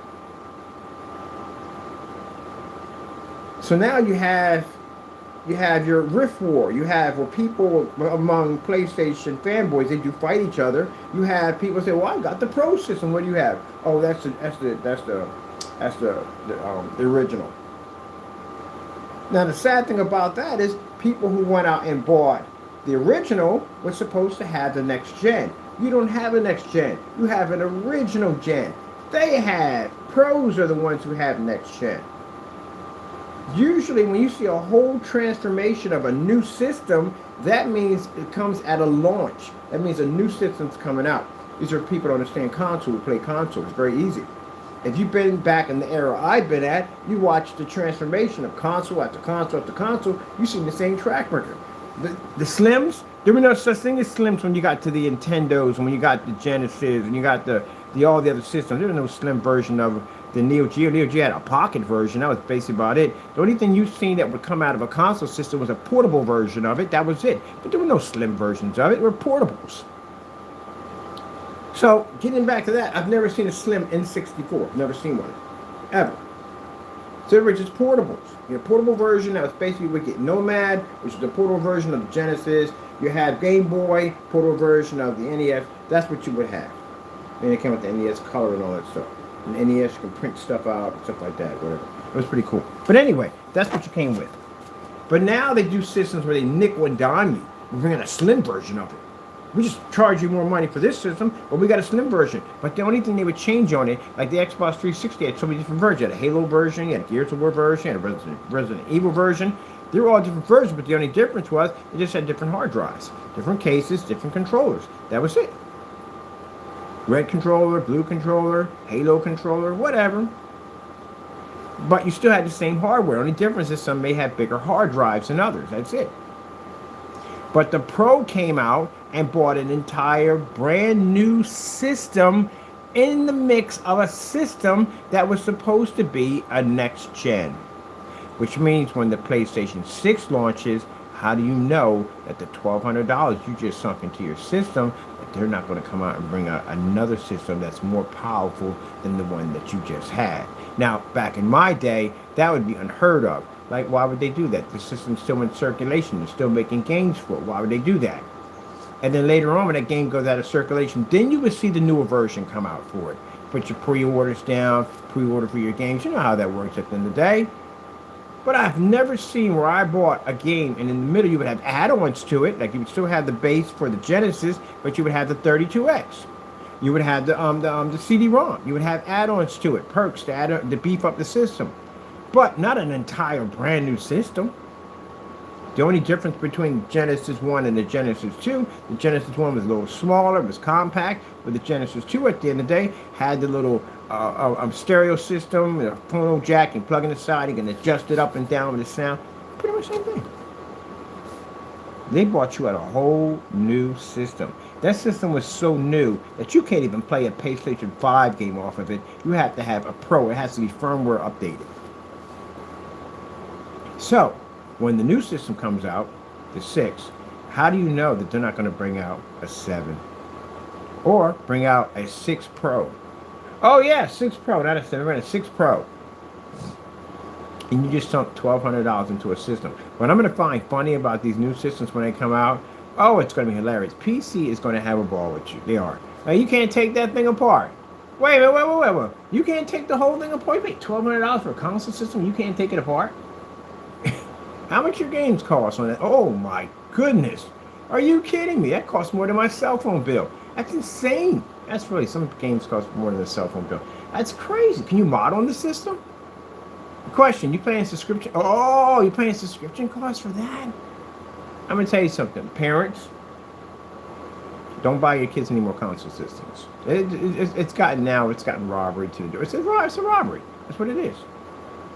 You got 5 different systems that'll launch in the timeline of the first launch of a system. A PC, well, you can just modify what you want. You change out your motherboard. Motherboard means you can upgrade to higher RAM, graphic cards, all that stuff. You can do it yourself. Very easy, very cheap, very affordable. The ones that go out there and they rant about how PCs are so expensive are people who don't know jack about PCs. You think at the end of the day that PCs have to be like super mega costing. No, there's category class in PC. You got standard, you have basically your economy build, and then you have elitists who have the more high-end future-built machines. Do you need all those parts to be the gamer on PC? No, you don't need all those parts. Do your math. If you know how to read the schematics on a PC, do your math. Go in. Well, if you know how to read schematics on the PC, you already know about Steam. There's no point in telling you. You already know this already. But any console, well, I don't even know how, you don't read PC parts. I don't even know how to help you there. Oh, well, you got to figure it out. I'll tell you the best way to learn how to build PCs and work on them, get a Dell. Dell's the most easiest machine to manipulate and learn how to modify. Because when you get a Dell, I mean, pretty much that you're going to play with stock. That's different. But if you're basically going to modify it and take it out of the case, you're going to learn so much about basically PC parts. You can go online and Google and look up and say, hey, I got an 8-pin on here, and I have a 24-pin on the power supply. How do I get that to work? And AI will tell you that you need a special adapter that's 8-pin to 24-pin. Now you just learned something. You learn how to modify a motherboard by dropping an 8-pin to convert it to 24-pin. You learn stuff when you have a PC. You know why? Because you can take it apart. It's hands-on. It's like you got 2 types of mechanics. One works on the car that you can only take out 2 parts. You can only take out the seat and the steering wheel. That's it. How much you going to learn about that car? There you go. You got a person gets the car, you can strip the whole thing down to nothing. How much is that person going to learn about that car? So he knows more than you do. Because he knows how to take apart an entire machine, put it all back together. The only thing you know how to do is take out a seat and steering wheel. So that's why I say mothers and fathers out there, don't even bother buying your kids a console system for the price they want now for these things. Buy them a PC. They're going to get an amazing skill level off that machine. This is a machine at the end of the day that will allow them to learn how to basically make money. Can't make money off a console system. Can't build websites on console systems. I can't basically add JavaScript. I can't add any projector mapping software or anything. I can't run a Connect system. I can run a Connect system off that system over there. That's software to do it. You can't do it on a console system. You're stuck with the hardware it comes with. At the end of the day, I can run all your hardware, your controllers, all your stuff off your system on mine. You can't run none of my controllers. Get them a PC. It's going to be an amazing learning experience for them on top of that. And sooner or later, your kids will be building these things. And that's a good craft for them to learn. They get in front of a PC, they're going to go to school. Who goes to school to learn to build consoles? Name one school you go to build consoles at. And then you one IT guy that goes, yeah, I went to school to learn to build consoles. Not one person's going to say that. You go to school to build computers. There you go. So you're giving your kids basically a skill level. That's what you're giving them. Because Junior or Sarah, or we want to name it in a day, is going to sit there and they're going to be fascinated by that machine. They're going to learn typing skills, which are fantastic to have. They're going to learn all different forms of word processing, things you need for business, programs, software, how to build websites, how to build social media sites, how to do all that stuff, how to have your own form of, you want to do a streaming, a Twitch server, oh, they're going to learn all that stuff from a PC. How to fix, how to troubleshoot the machine, how to repair it, how to upgrade it, how to modify it. You learn a whole skill level. And that's going to basically probably plunge them into basically going to school for computers, which is going to give them a career. Can't get a career out of console system. You have to know programming in order to build a console. There's no software programmer to learn how to build consoles and stuff like that. That leads to console systems. That leads to them building console systems. And now the way you got console systems that are leading more like PC at the end of the day, you can just build yourself a small form factor PC and you got a console right there. If you sit there and say, remember the old school back in the day, say, well, you got to be stuck to a desk. Now, because of Steam doesn't allow you to be stuck to a desk. I can sit back here, I can game off my system, off keyboard and mouse. I can use your controller, I can use my controller, and anybody's controller. There you go. Go buy them a PC. You're going to buy them a PC, you're going to spend a lot of money. So you got you're going to spend a lot of money. Get them a nice PC, and then go get them a Steam account. They're going to love it. It's free. There's somebody they showed on Facebook. A kid opened up and he got a PC. He was so happy. He was screaming out he got a PC. He didn't get a PS5.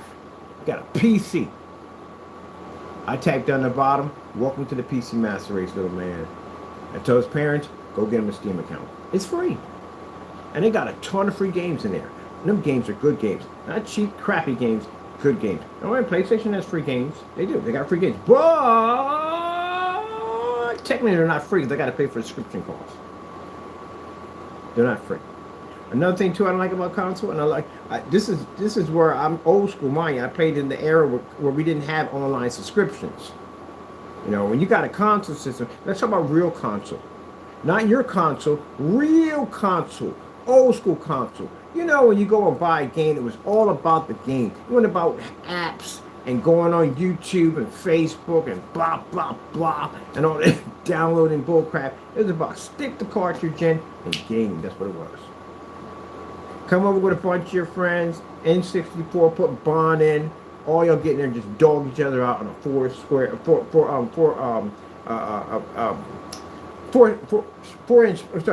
screen. Back in the day, when we didn't have no online nonsense, it was just basically strictly gaming. Friends all came in, y'all crowded into a room. This is 80s at the end of the day. All crowded in the room and just kicked the crap out of each other. You remember them good old-fashioned days? That's what gaming was like for me. These consoles I see now, the PlayStation 4, I don't see them as console systems. I see them as PCs. Watered down PCs, that's what I see now. Console for me is no online play. Online play was a bunch of your friends sitting around gaming. That was considered to be online play for me. I freaking loved it. Ain't nothing more funnier than being right next to your friend. You blast them with a rocket launcher and freaking 007. You see the horror in their face. So image you'll take with you for the rest of your life. Yeah, that's what I'm used to. You can't call yourselves consoles anymore. Nowhere near consoles. My time's almost here. People say, you're just doing nothing? No, I got to be on site in a few minutes. I got to show up a screen. I ain't going to tell you what I'm making today. You just leave that alone. That'd be bragging. I'm just saying that I got to be on site with a couple of that. Right over there. Sitting there waiting. I got my equipment bag sitting by the door. I got to be out in a few minutes. But anyway, it's just crazy. It's sad, and I'll tell you why it's sad. I wish we could go back to those days. That's when it was fun, man. That's when gaming was fun. Today's gaming is just, it isn't what it is anymore. It isn't. Now you got an identity crisis. Like, you want to be console, but you want to be PC. You don't know what you are. And in the meanwhile, in between, you're costing the customers way too much money. The whole purpose of you gens that are into this whole new age of console, you don't even know what console gaming actually is. You don't know what it is. This era of this is not console at all, period. You just missed I remember the commercials that would come on for Nintendo, the different systems between Nintendo and Genesis. They would battle back and forth. Who had a better processing chip, who had better games, who had better graphics. Those wars that went in. Man, when you would go into GameStop and EB Games, they'd just be crowded with gamers. You'd just be picking out your cartridge. I miss that. That one miss that the most about digital download. I like digital download on PC. It's nice, but on console, I hate it. Because I miss to be to go into a game store and pick out what I want, talk to other gamers, communicate. It was fantastic. Yeah. I liked it. But nope. Ain't the same anymore. Even the controllers were better. Everything was better. But we got better graphics. You got better graphics, but the experience sucks. And it costs too much money. The whole purpose of console over PC in that particular era and time is that you didn't have to spend thousands of dollars for a PC, number one. You didn't have to worry about all the updates and everything you had to go through. It was just plug it and play. That's all it was. Even the gameplay experience was better. The games they designed back then are better than the games they have today. That's why they always make these remaster versions. How do where you get PlayStation 5, you get a remaster on a PlayStation 5? It's a new system. Why? When you run out of ideas? You're going to give me a remaster? Especially if you played already, it sucks. No, it's not the same, man. It's like Castlevania, games like Firefox, stuff like that. Man, those were fantastic games at the end of the day. You don't have that same energy anymore. The only one I can say right now that truly has that same energy is Nintendo. Nintendo got that same energy. They still have those games, even though they're online, which I can deal with that, but they still have that same energy. Nintendo doesn't sell their games out to other companies. You can't play their games on other platforms. You can only play their games on Nintendo. Xbox, and people, Xbox, Xbox on games. Are you kidding me? That's the dumbest thing you could have ever did. Why? Why would you make your system compatible to other play? Oh my goodness. I swear, it's interesting. For the timeline of how long I've been back, I watched so many console systems crash and burn, make dumb mistakes. It takes one mistake to just crash and burn. It don't take much to do it. Why? Why would you go in and make your system multi-platform? Oh yeah, this can be an Xbox, and that can be an Xbox, and this can be an Xbox. Why would I buy an Xbox? Why would I buy your console system if I can play on multiple systems?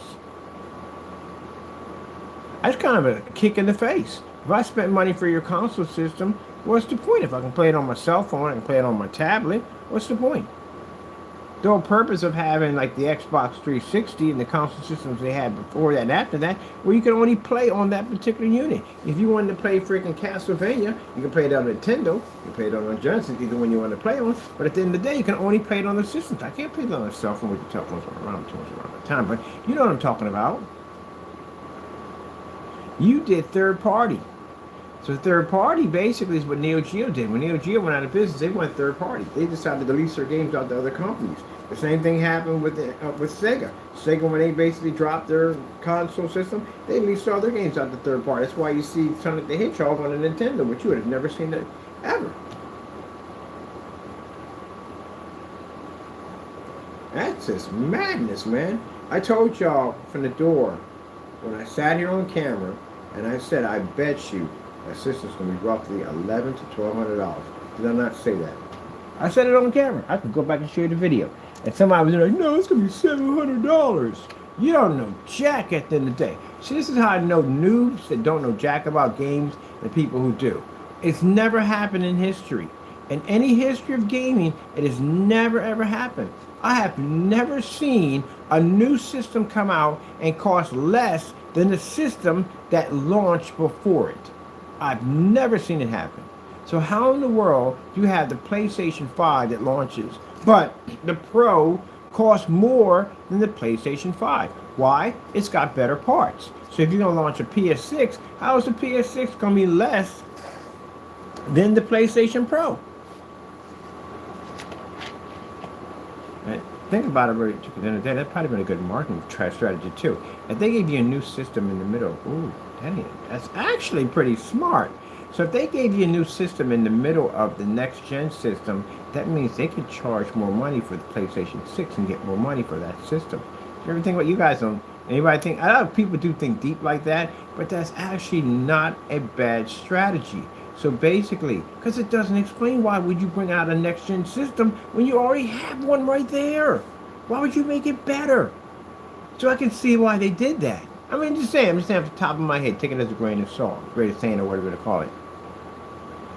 If you bring out a next gen system that's guaranteed to cost more than the gen system that came out, it's like it's climbing a fence. You know what I mean? You start with a small fence, but then they give you a larger fence, and then behind that would be a larger fence than that. You think it'd be a small one, it's gonna be a much larger one.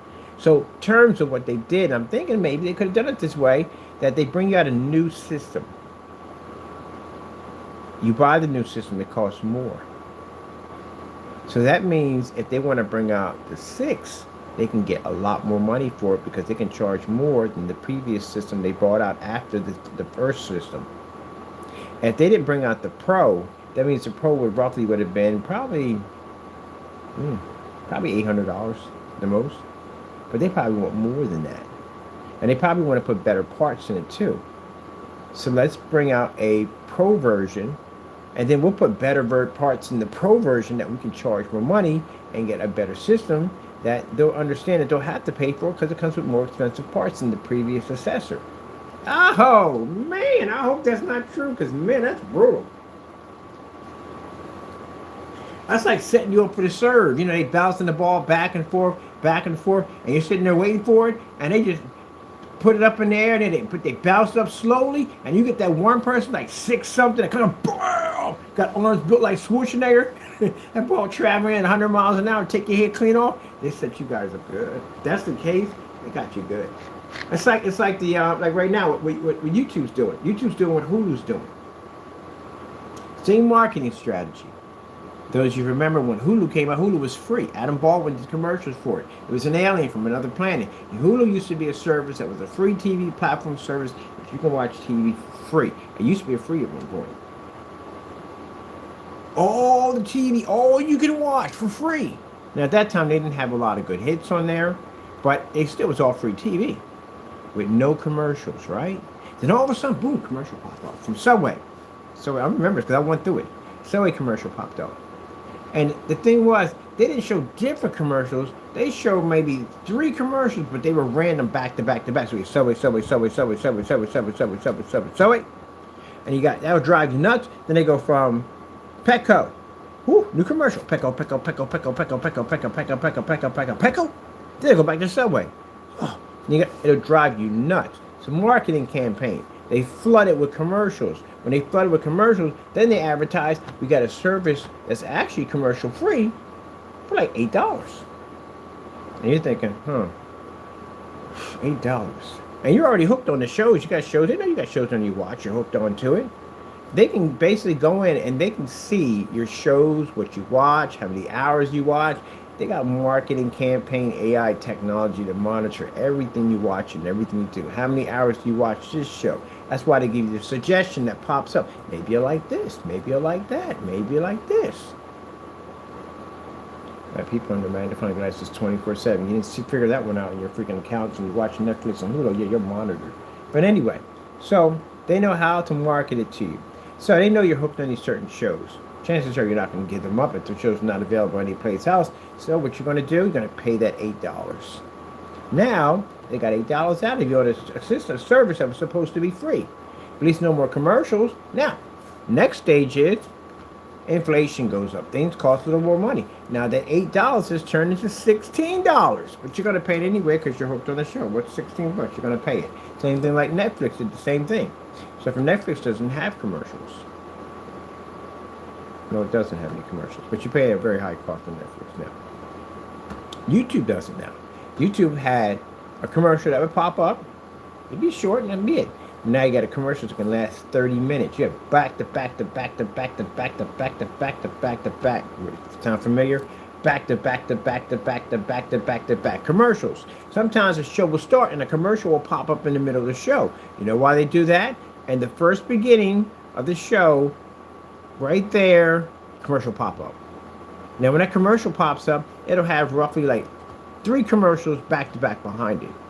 They know that you can't skip that and come out of that. Because if you skip and come out of it, you're going to start the show all over again from the beginning. So you're going to sit there and watch whatever they want you to watch. And then when they're done, they're going to release you and you can finish watching whatever you're watching today. Some YouTubers do that, some people don't. Now, they do have a commercial free for $15 that you can pay for that and you get commercial free. Oh. The strategy business. It's interesting. Consoles are about to be obsolete. And the reason why you're going to be obsolete is not because of basically you think because of another system. You're going to be obsolete because you cost too much money. You cost way too much money. I bet your controllers are going to go up too. Your controllers are going to go up by a lot.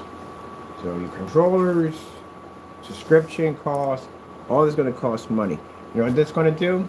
I don't know what PlayStation's betting on or Sony's betting on, but it's going to push people to go in their PCs.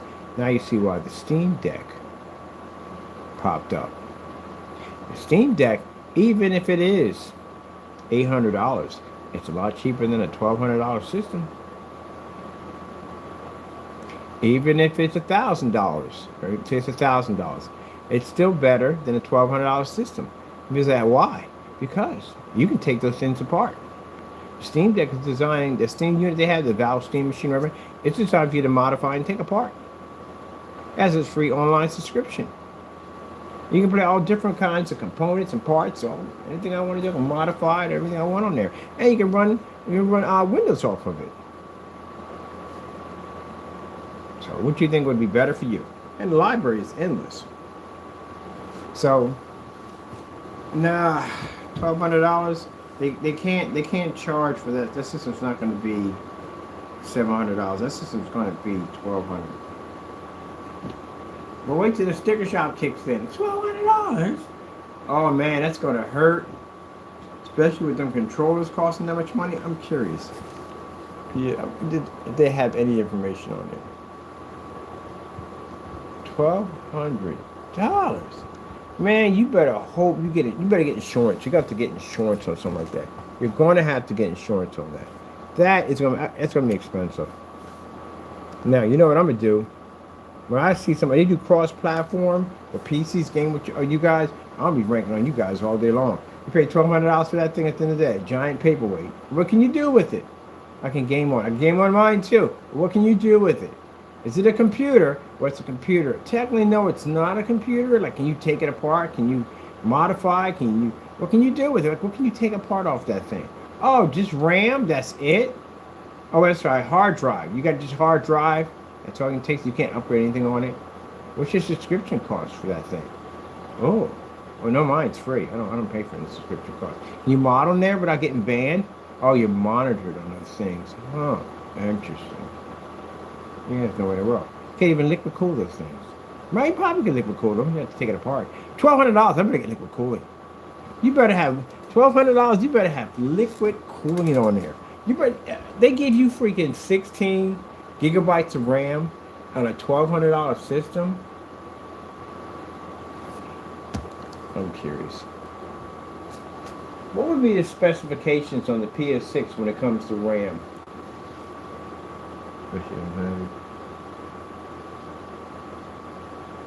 But they do have it. So you're going to get 24 gigabytes of RAM. They're still poor. You know why it's poor? Because basically you can get 32 on a PC. 32, 64, 128, 256, 512, and a terabyte. You can't replace that if you wanted to. It's just that's a non-existing RAM. For them, it's existing. That's why at the end of the day, when you have a system like Dell does this, Dell puts parts in there. They know you can't modify their systems, but you can. But you can't modify their systems. That way you can't change out parts. Because the only way you're going to get your hands on 24 gigabytes of RAM, you're going to have to go to the people who manufactured it. Let me see. Higher resolution. Positive toward 32 gigabytes of RAM. Do I know much stuff? Do I know? I love when people come over to me. You don't tell me. Please get out of my face. Boom! Yeah, because the new system is going to be 32 gigabytes of RAM. But here's the thing. On a PC build, my cube at the end of the day has 128. Do I need 128? Heck no. I'm just going for 28 because the motherboard has the cable on max. It always makes it work. Gee whiz, 24 gigabytes of RAM. How much money that thing's going to cost you? At 24 gigabytes RAM, at DDR7, your system's going to be up there, man. Your stuff is going to cost so much money, you probably can buy a motorcycle by the time you get done buying this thing. Oh, my goodness.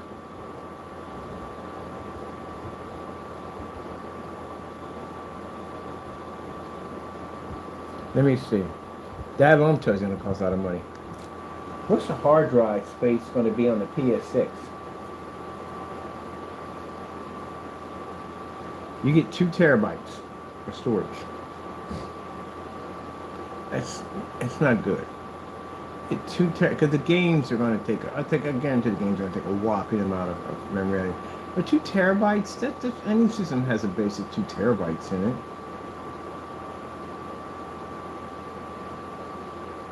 Oh man. Let me see. What's the GPU going to be on a PS6?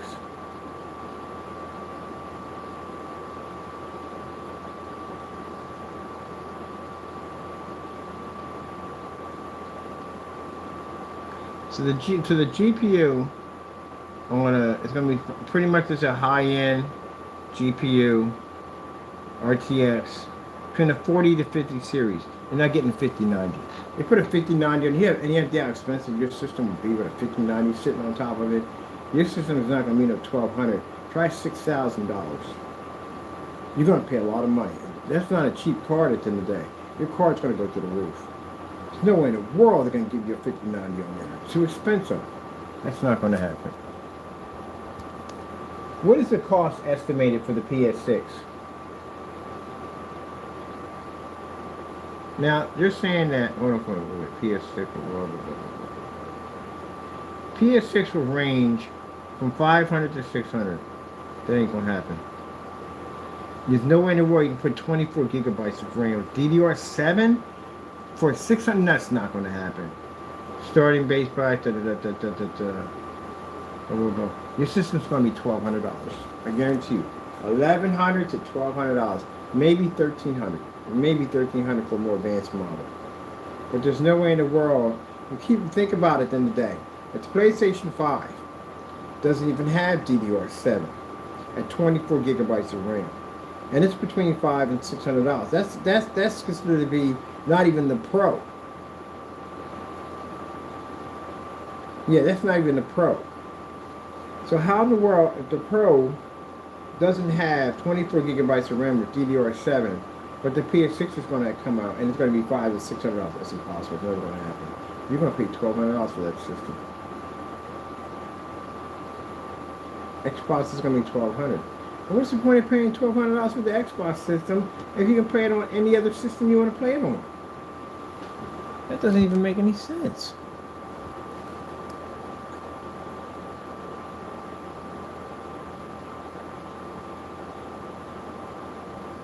Man, I'm gonna laugh so hard when this system comes out and it's a whopping $1,200. I'm going to be. It's rumors, by the way. I want to be crying. Yeah, this rumor console nonsense has been going on for decades. You know, they've been saying, "Oh, this is going to cost that much money." Fine, it costs more than it's supposed to cost. Nah, you guys are going to pay a lot of money for that system. But as I said, for parents at the end of the day, you don't get there and pay no $1,200 for a system.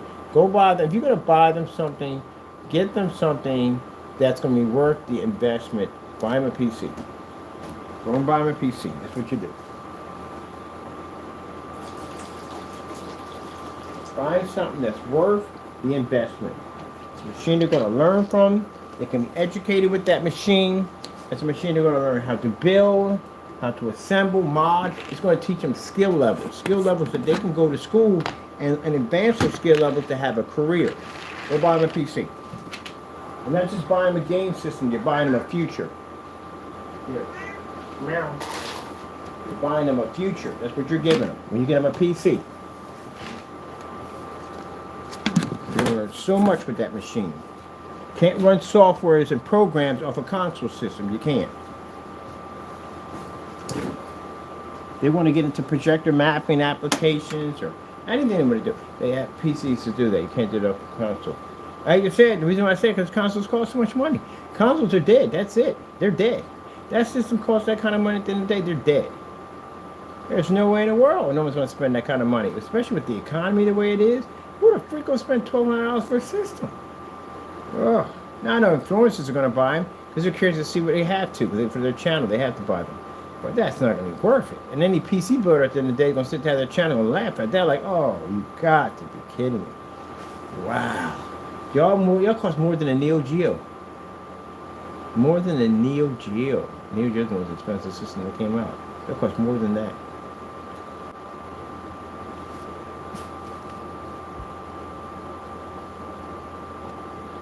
$1,200 gaming PC. Yeah, there's no way in the world we're going near that. I'm going to near these. I build my own, but still, yeah, you're going to pay $1,200 for a system. Just get one of these. You can run VR, all that crazy stuff off of it, man. See, with their stuff, you can only run their VR. Like the VR that I have for my PlayStation, I can't run it off PC. I can only run that off their system. But with the PC, I can run all types of VR off of it with no problem whatsoever. And another thing too that also freaks me out is freaking about console is bans. So if you get banned from PC, you gotta do some really dumb stuff. I mean, some really dumb stuff. It's hard. You can get banned, but it's kind of hard to get banned in the day. The console has way too many restrictions. You get banned for anything over there. You get banned. I got banned because I got banned a bunch of times off consoles. You know, it's my system. I paid for it. I should really do what I want to do with it. As long as I'm basically not breaking certain guidelines, they should have that you mod at the end of the day. You're not allowed online with it. I can understand that being a ban 100%. But if I'm in my own section, in my own room, doing my own thing on my system, I should be able to do that. Don't put stickers in my machine saying at the end of the day that if I touch this, I void my warranty. I should be going to do whatever the freak I want. I paid for it. Can't pick and choose where I want to go. I paid for it. That's some bull crap. Then I got to pay for your online subscription fee. And on top of that, then you're at the mercy of being pushed to buy the other system because they'll cut the servers. We all seen that happen with the Dreamcast and different systems. They'll cut the servers on them. If they cut the servers, the game is absolutely worthless. And then digital download content on top of that. You're not taking that with you to the new system. PC, we don't have that issue. Just don't. What you said, I'm with both, but I'm not paying $1,200 for a system. You crazy?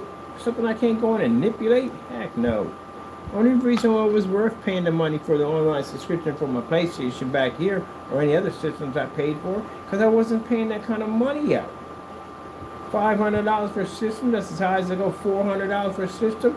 You know, it's convenient. You don't have to go through all that craziness. Well, I mean, since you guys are doing the same thing the PCs are doing, and I can do better on the PC, I'm just going to go to PC. I got better options. You know, you can have 20 doors you can open up. You can have one. Which one? You'll pay $1,200 for one door you can open up, or you pay $1,200 for a system and you got 20 doors and some you can open up. It's like buying a car that only goes left. I got a car that only turns left. Look, you can't turn right. I can't turn right. It only goes left. That's all it does. It just turns left all day long. Just go in circles. That's what you do with console. I'm just going in circles. I can't go anywhere else. All this beautiful scenery. I can't go over there. I'm stuck in a stupid circle. But on PC, you go left, right, up, down, over, hover, fly. What do you want to do? It's like the old Radio Shack cars. You remember Radio Shack back in the day when they had the cars, the cheap ones, or they had the little dial that showed which directions they could go. And the cheaper ones could only go here and here and here and here. But the more expensive cars go here, here, here, here, here, here, here. All these little arrows are where you can go with it. Then you had a better signal, you can travel farther out. Because then back then, when you had them remote control cars, when you signal stop, you just stop, the car just shut it. And you had to go back and you had to get close to it, so we take off again, you know, that kind of stuff. There you go. Hey, remember those back in the day? I do. Yeah, I'm a relic. I've been around for a long time. Yep. See? Build yourself a PC right there. You're going to see so many, when that system comes out for $1,200, you're going to see so many guys just like this coming out there showing you how to build these gaming PCs for $1,200. Some building for $800. That's what I did with the PlayStation 4. When the PlayStation 4 came out, and I built my gaming PC, and I remember when the console gamers came just screaming at me about it, and I built me a PC for $500 that can easily blow out a PS4. Liquid cooling system and everything. Digital touchscreen display, all that. Blew it out of the water. That's when the most funniest insult I've ever heard in my entire life was when the guy said, "Oh, you freaking PC Master Race with your golden mansions." Golden mansions on the moon, crying golden tears. Oh man, that was the best insult ever. I couldn't stop laughing over it. That was the most funniest thing I've ever heard in my life. Oh no, you can't be mad at somebody like that. That was a good one. That was a really, really good one. I never forgot that as long as I live. I gotta find that channel too, my channel where I was basically talking about that. You PC Master Race with your golden mansions on the moon, crying your golden tears. Oh man, that was a good one. That was a good one. I could not stop laughing. PC Master Race. But your golden mansions, crying your golden tears. Those people, that's not console PC. That's console. Console PC wouldn't even make a crack like that because they build PCs. They do both. They don't care. But consoles, people do strictly consoles. You guys do that. You're the ones that come up with the whole, you got to spend all this money. You got to spend all this money just to have freaking PC. You got to spend all this money. Now this guy did this build for $1,200. He got a Res 7 7600X. He got an RTX 5070. He got 32 gigabytes of RAM with DDR5. 1 terabyte of solid state drive. That's pretty good. That is a really nice build. That's a very nice build. Very, very, very nice build. For $1,200.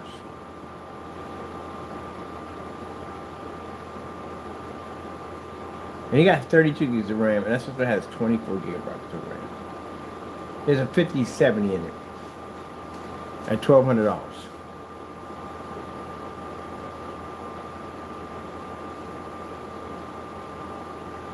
Yep, that's a good build. Yeah, buy a gaming PC. You know, gaming PC, $1,200 for a freaking place. Go get yourself a gaming. Go get them a gaming PC, and go get your Steam account for free. You know the beautiful thing about that is, I had a friend of mine who left console, went to PC. He freaking loves it. He loves it so much. You know what he loves the most? The subscription cost. There is none. There's none of that. Well, if you don't pay your subscription cost, you just cut your service off, and you can't play games. You can play games, but you can't play with your friends anymore. There's just so many games. He's still on there. Just going through his library. Like all the games they got, man. There's so much stuff on there. Now, I think the only people that are not going to go near they're probably going to spend the $1,200 are people who don't build. You guys are at the mercy. You're gonna buy. Unless you got somebody at the end of the day who just go out and just buy your PC, you can do that. But you got to know what to look for. You know what I mean? You don't want to get, you can get railroad.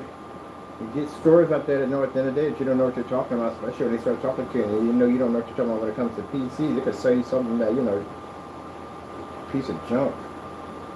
Like somebody with you that knows. It's like buying a car.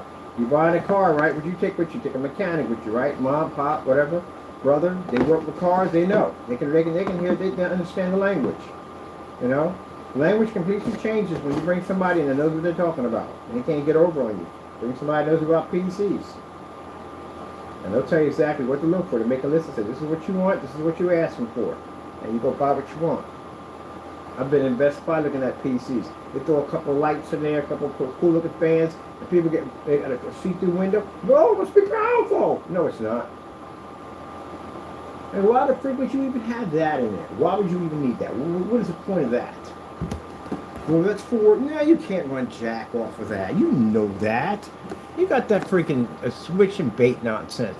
If it's not the hard drive that's jacked up, you got to deal with the freaking RAM. But if it's not the RAM that's jacked up, then it's the GPU. If it's not the GPU, it's the CPU. It's like one worse. Now, lesser of the two evils. Now, why can't you just build me a system that has all the parts that I want? That'll cost you a lot of money. Just better off building it yourself. Bingo! Bye. Building 3 PCs this week. Low profile Dell PC. It's very easy to put together. I keep telling people that in the day, this is a great way to learn how to build PCs.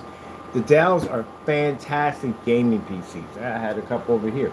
They're fantastic gaming PCs. The only thing you have to put in there is a dedicated graphic card. That's it. That's all you got to do. Dedicated graphic card. That's all you got to do. That's it.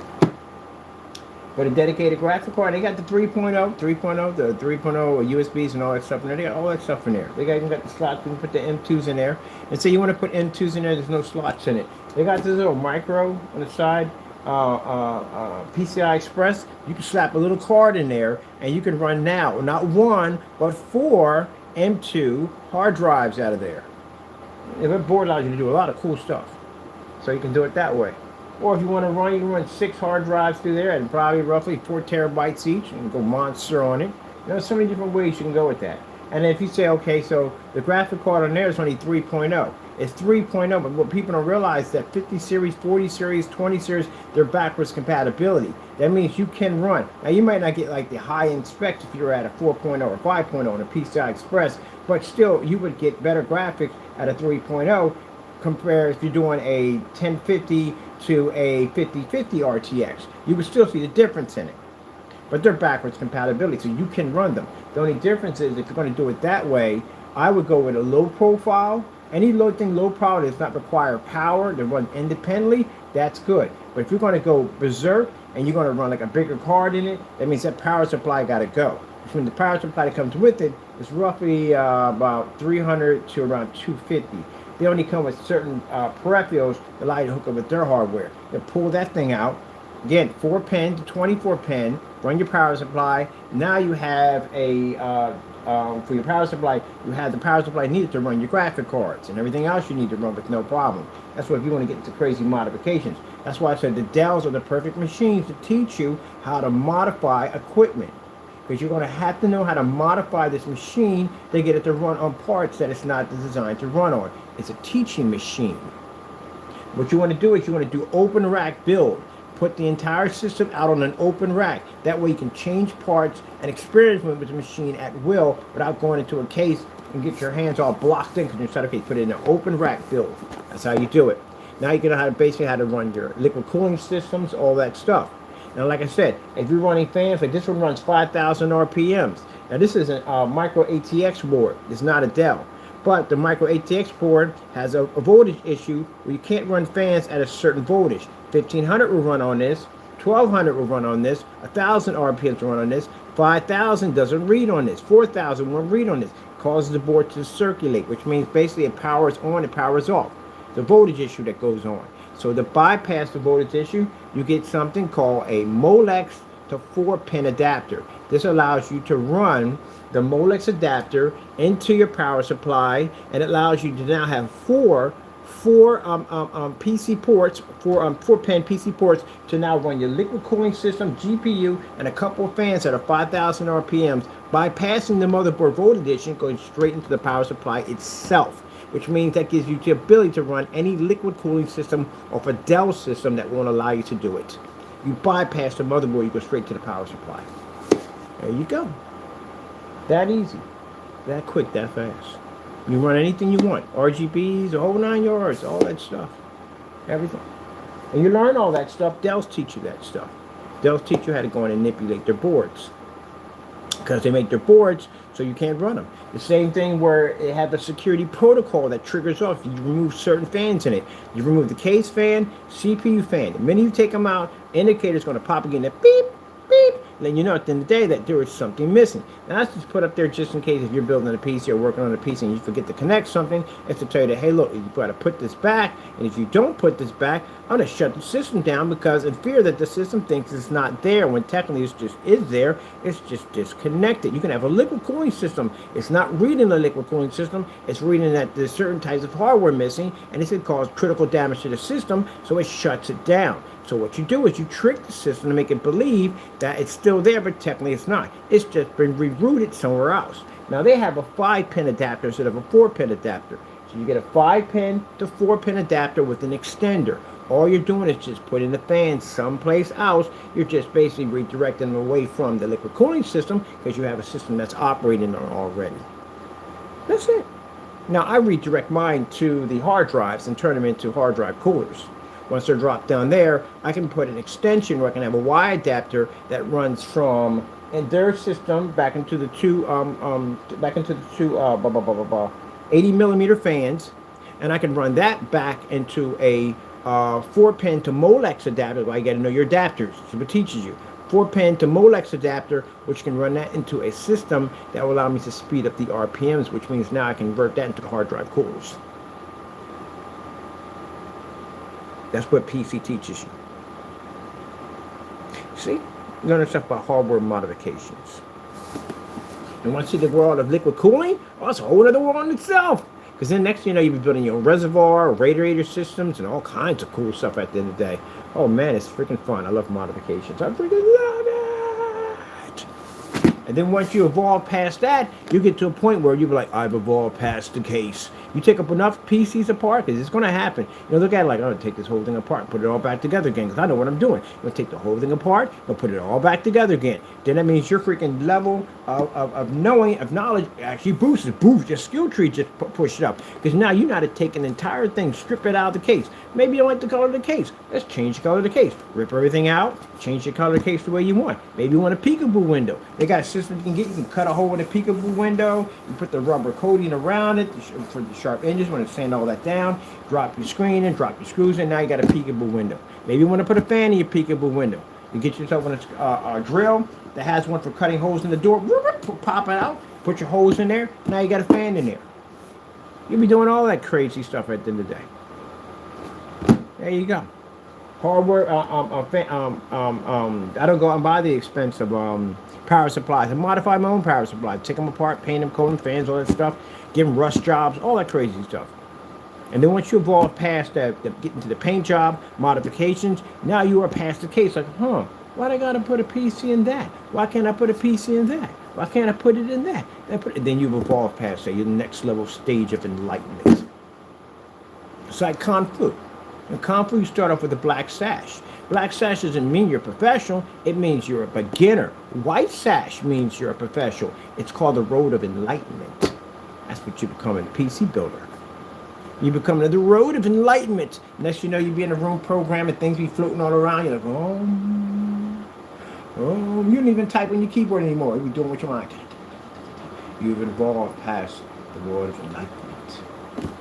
The console systems hold you down. They are weights to your soul. But the PC brings you beyond the next layer of enlightenment. There you go. There you go. That's why you buy your kids a PC. They're going to learn all that from that. And they're going to take that same love and they're going to go to school for it. They're going to learn another layer of technology. The skill tree is going to continue to grow. And who knows where they'll go with that talent at the end of the day. They're getting a software design. Who knows what they'll do with it. They'll be the next makers of the next console systems that will be coming out. That's why get them a PC. Get them a future. That's a nice slogan. They should use that at the end of the day. Some company's going to come like, I like that. That guy's a good slogan right there. Get a PC, get a future. Get a PC, get a future. There's no excuse now. Can't sit there and say to the neighbor, console's cheaper. That used to be the argument back in the day. The argument back in the day was, hey, get a console. It's cheaper. PC's too expensive. You can't actually say that now. Oh, I gotta ask this question. Does the PlayStation 6 come with a liquid cooling system?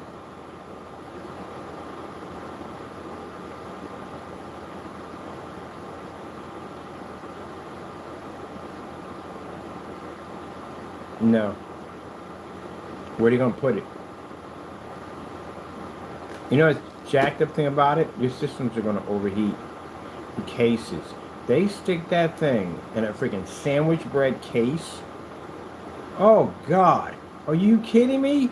Are you gonna put a 50 series in there with a freaking lunchbox case? You're gonna get burnouts left and right. You're gonna have all types of problems going off in there. You can't do that. You look at the PC cases. You see how wide these things are. See all the fans they run in these machines at the end of the day? You know why? Because those parts get super hot. That's why. They get super hot. That's like going to be the equivalent of you being in a desert in a sweat box, or being in the middle of a desert in a sauna. Your system's going to cook itself. It ain't enough freaking thermal paste to fix that thing at the end of the day. You're talking about a 40 to 50. Are you kidding me? It's supposed to have, let's see, PS5, blah, blah, blah, blah, blah, then a full closed loop liquid cooling system. You don't have that. You don't have that. It's a modification job. You don't have to do that.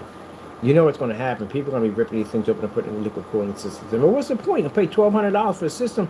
You're going to have to spend money for a liquid cooling system to put into it. You might as well buy a PC that already has a liquid cooling system for $1,200.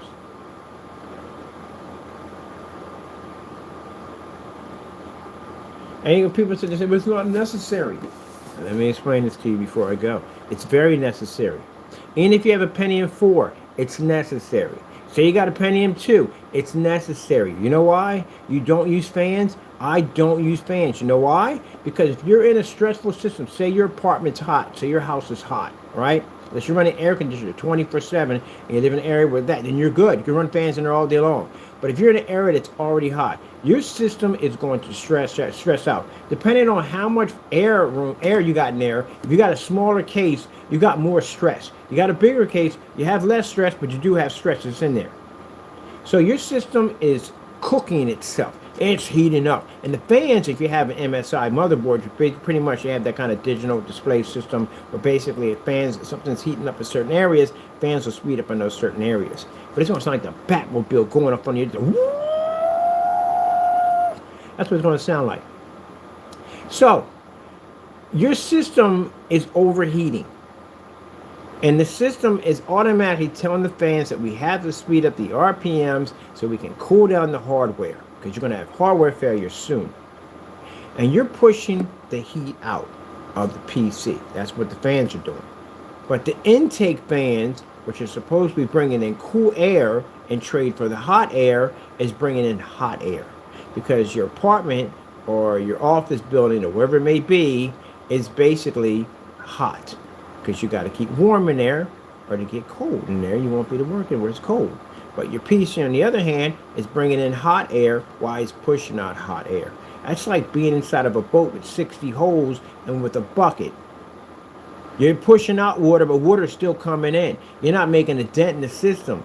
Sooner or later, you're going to go down and it's going to crash. That's pretty much what you're doing. But liquid cooling system's a different type of freaking system. A liquid cooling system means you have a refrigeration system that sits on top of your CPU. That little tiny copper block over there has its water in it. Now that water in that copper block at the end of the day, and a little fan in there that spins it around on top of your CPU, it pushes them to them little hoses. Now, depending on how high the RPMs are, they're sitting on top of your radiator system, is how fast that water's going to cool down. Mine are 5,000 each, so I'm running 10,000 RPMs that are sitting on top of my liquid cooling system. That's literally, my system stays cold. I can run that system for a year and never turn it off and not have one problem from it of overheating, because it has a little cooling system on it, and that's why I always jump my fans on them, and I take the stock fans off and put on 5,000 RPMs. And if I really want to go a little berserk with it, I put down a freaking fan speed controller to speed up the RPMs even faster. Put a little WD-40 in there, you make it go even crazier. But anyway, it's a long another story of its own by itself, a modification for fans. So, That means that when that water is going through that radiator, hot water is going through the radiator system, it is iced down by the time it goes back to that second tube and hits that CPU. This happens so fast that the CPU never gets a chance to be touched by any of the hot water that basically cooks it from the CPU to your copper block, to your water block. Which means I have a refrigeration system sitting on top of the PC. I can run 24/7 regardless if the room is hot or not. Thank you very much. I appreciate you basically sitting here taking the time to understand what I'm saying to the day. Other words, the PlayStation console systems, the Xbox systems are too small to even circulate the heat that the system is giving off. These new systems, if they have the parts that they say they're going to have in there, they're going to require some very serious cooling. Even M2s require cooling. There's liquid cooling systems for M2s. So you're going to have to figure a way to keep that system cool. On top of that, the dust issue. The dust issues. You're in a closed case. My cases are open, so I get access to mine anytime I want. I think I got to clean mine too shortly. But the closed cases. So if they don't have any form of filter systems, what they should put filter systems on each fan so you can pull off the filters, scrub it down with a toothbrush, put it back in.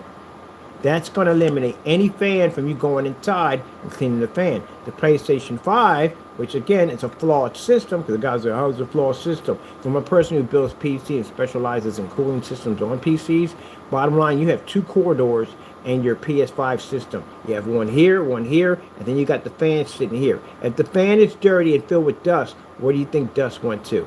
It went down that little corridor area, which is attached to your heat sink and the rest of your components. Now, if that heat sink gets clouded with a bunch of dirt, and it basically doesn't allow it to be able to breathe and generate that, work the way it's supposed to work, keep it nice and cool, then you're going to have an overheating issue here. Right in this whole section right here. You have a nice overheating system. It's going to be cooking itself slowly because it's slowly being suffocated by dirt and dust that's coming through the system. If the big fan is covered in dust, then you got dust here also. But in order to get to this, you got to void your warranty. Because there's stickers up here telling you that if you go past this point, you will basically void your warranty. Now, can you take it to PlayStation for them to cool it? They don't do it. Can you take it to a guy that can do it for you? He can do it, but he's going to tell you from the door, if I pull the stickers off, then you're going to void your warranty. Are you ready for that? Now, once you void your warranty, if anything happens to your system, you can't get a replacement. It even voids a warranty for your insurance or whatever you have on it. So the system is designed to burn itself out. They don't give you access to that area. They won't allow you to go in and clean the area, but yet there's dirt pushing down in there. And your system's going to overheat. Now, what PlayStation should have did was they should have put filters on the outside. If they put filters on the outside that slide in and off, that means no dirt is going into your system. It's just blocking the filter. Put a little indicator that tells the customer, like, hey, you need to clean your filters. Then you get your little indicator pop up. You pull your little filters out. They're plastic. You take a little brush. You scrub them out. Rinse them down. Dry them. Put them back in there. Guess what? You don't got to go in there and worry about dust in your system anymore because they were smart enough to put the filters on the outside. That's the one thing I like about my life at the end of the day. I can stare at things and I can see all the little flaws that pop up. That's why our screen paints at the end of the day are flawless. Because if I'm that detailed in everything, imagine what I must be when it comes to testing my stuff. I see all the little flaws. There are people who roam the earth that look at things and see better ways to build it. And there are people who roam the earth and see things and they're just satisfied the way it is. That's the difference between me and you. I'm not saying the people that are watching this, people who make poor products should be doing much better. But anyway, I gotta go. My time is at hand. I wonder how much snow we got out there. It's gonna be crazy because it wasn't snow when I came in. This thing came out of nowhere. But usually that's how Allentown works. It'll be one day, boom, snow next. We get a lot of it. But you want to be out there playing at nighttime. I'm going out at night and playing with snow. Yes, we are. Oh man, I can't wait. I'm gonna take that screen out there. I'm gonna watch some Frozen. I'm gonna get some hot cocoa, marshmallows. I'm gonna go there and share and watch.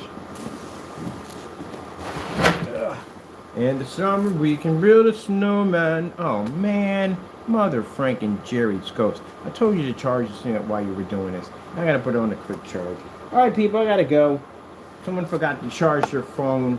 I gotta charge it because I need this for work. I gotta be down there. Actually I can drop down at 1 o'clock. I got time. 1 o'clock will give me enough time to charge everything and then pop down and get ready to do this demonstration. Man, tell you gotta be in all types of weather. Anyway, with that being said, hope you enjoyed the video demonstration. Thank you for coming out. I did enjoy your time. Be safe out there. If it's snowing in the air, be safe out there, period. The world's a crazy place. Of course, we thank our Lord and Savior for blessing us with amazing technology, because if it wasn't for Him, none of this would ever be possible. Gotta go. Thank you for your time, and God bless. And yes, we are bringing out a screen for the customers. I'm so glad I found that surface, man. I'm shocked we found it, because usually a surface like that would cost so much money. Man, that's going to be great. I got to do the 48 by 144 inches. That's a big screen, man. But anyway, we'll be good to go. Got to go.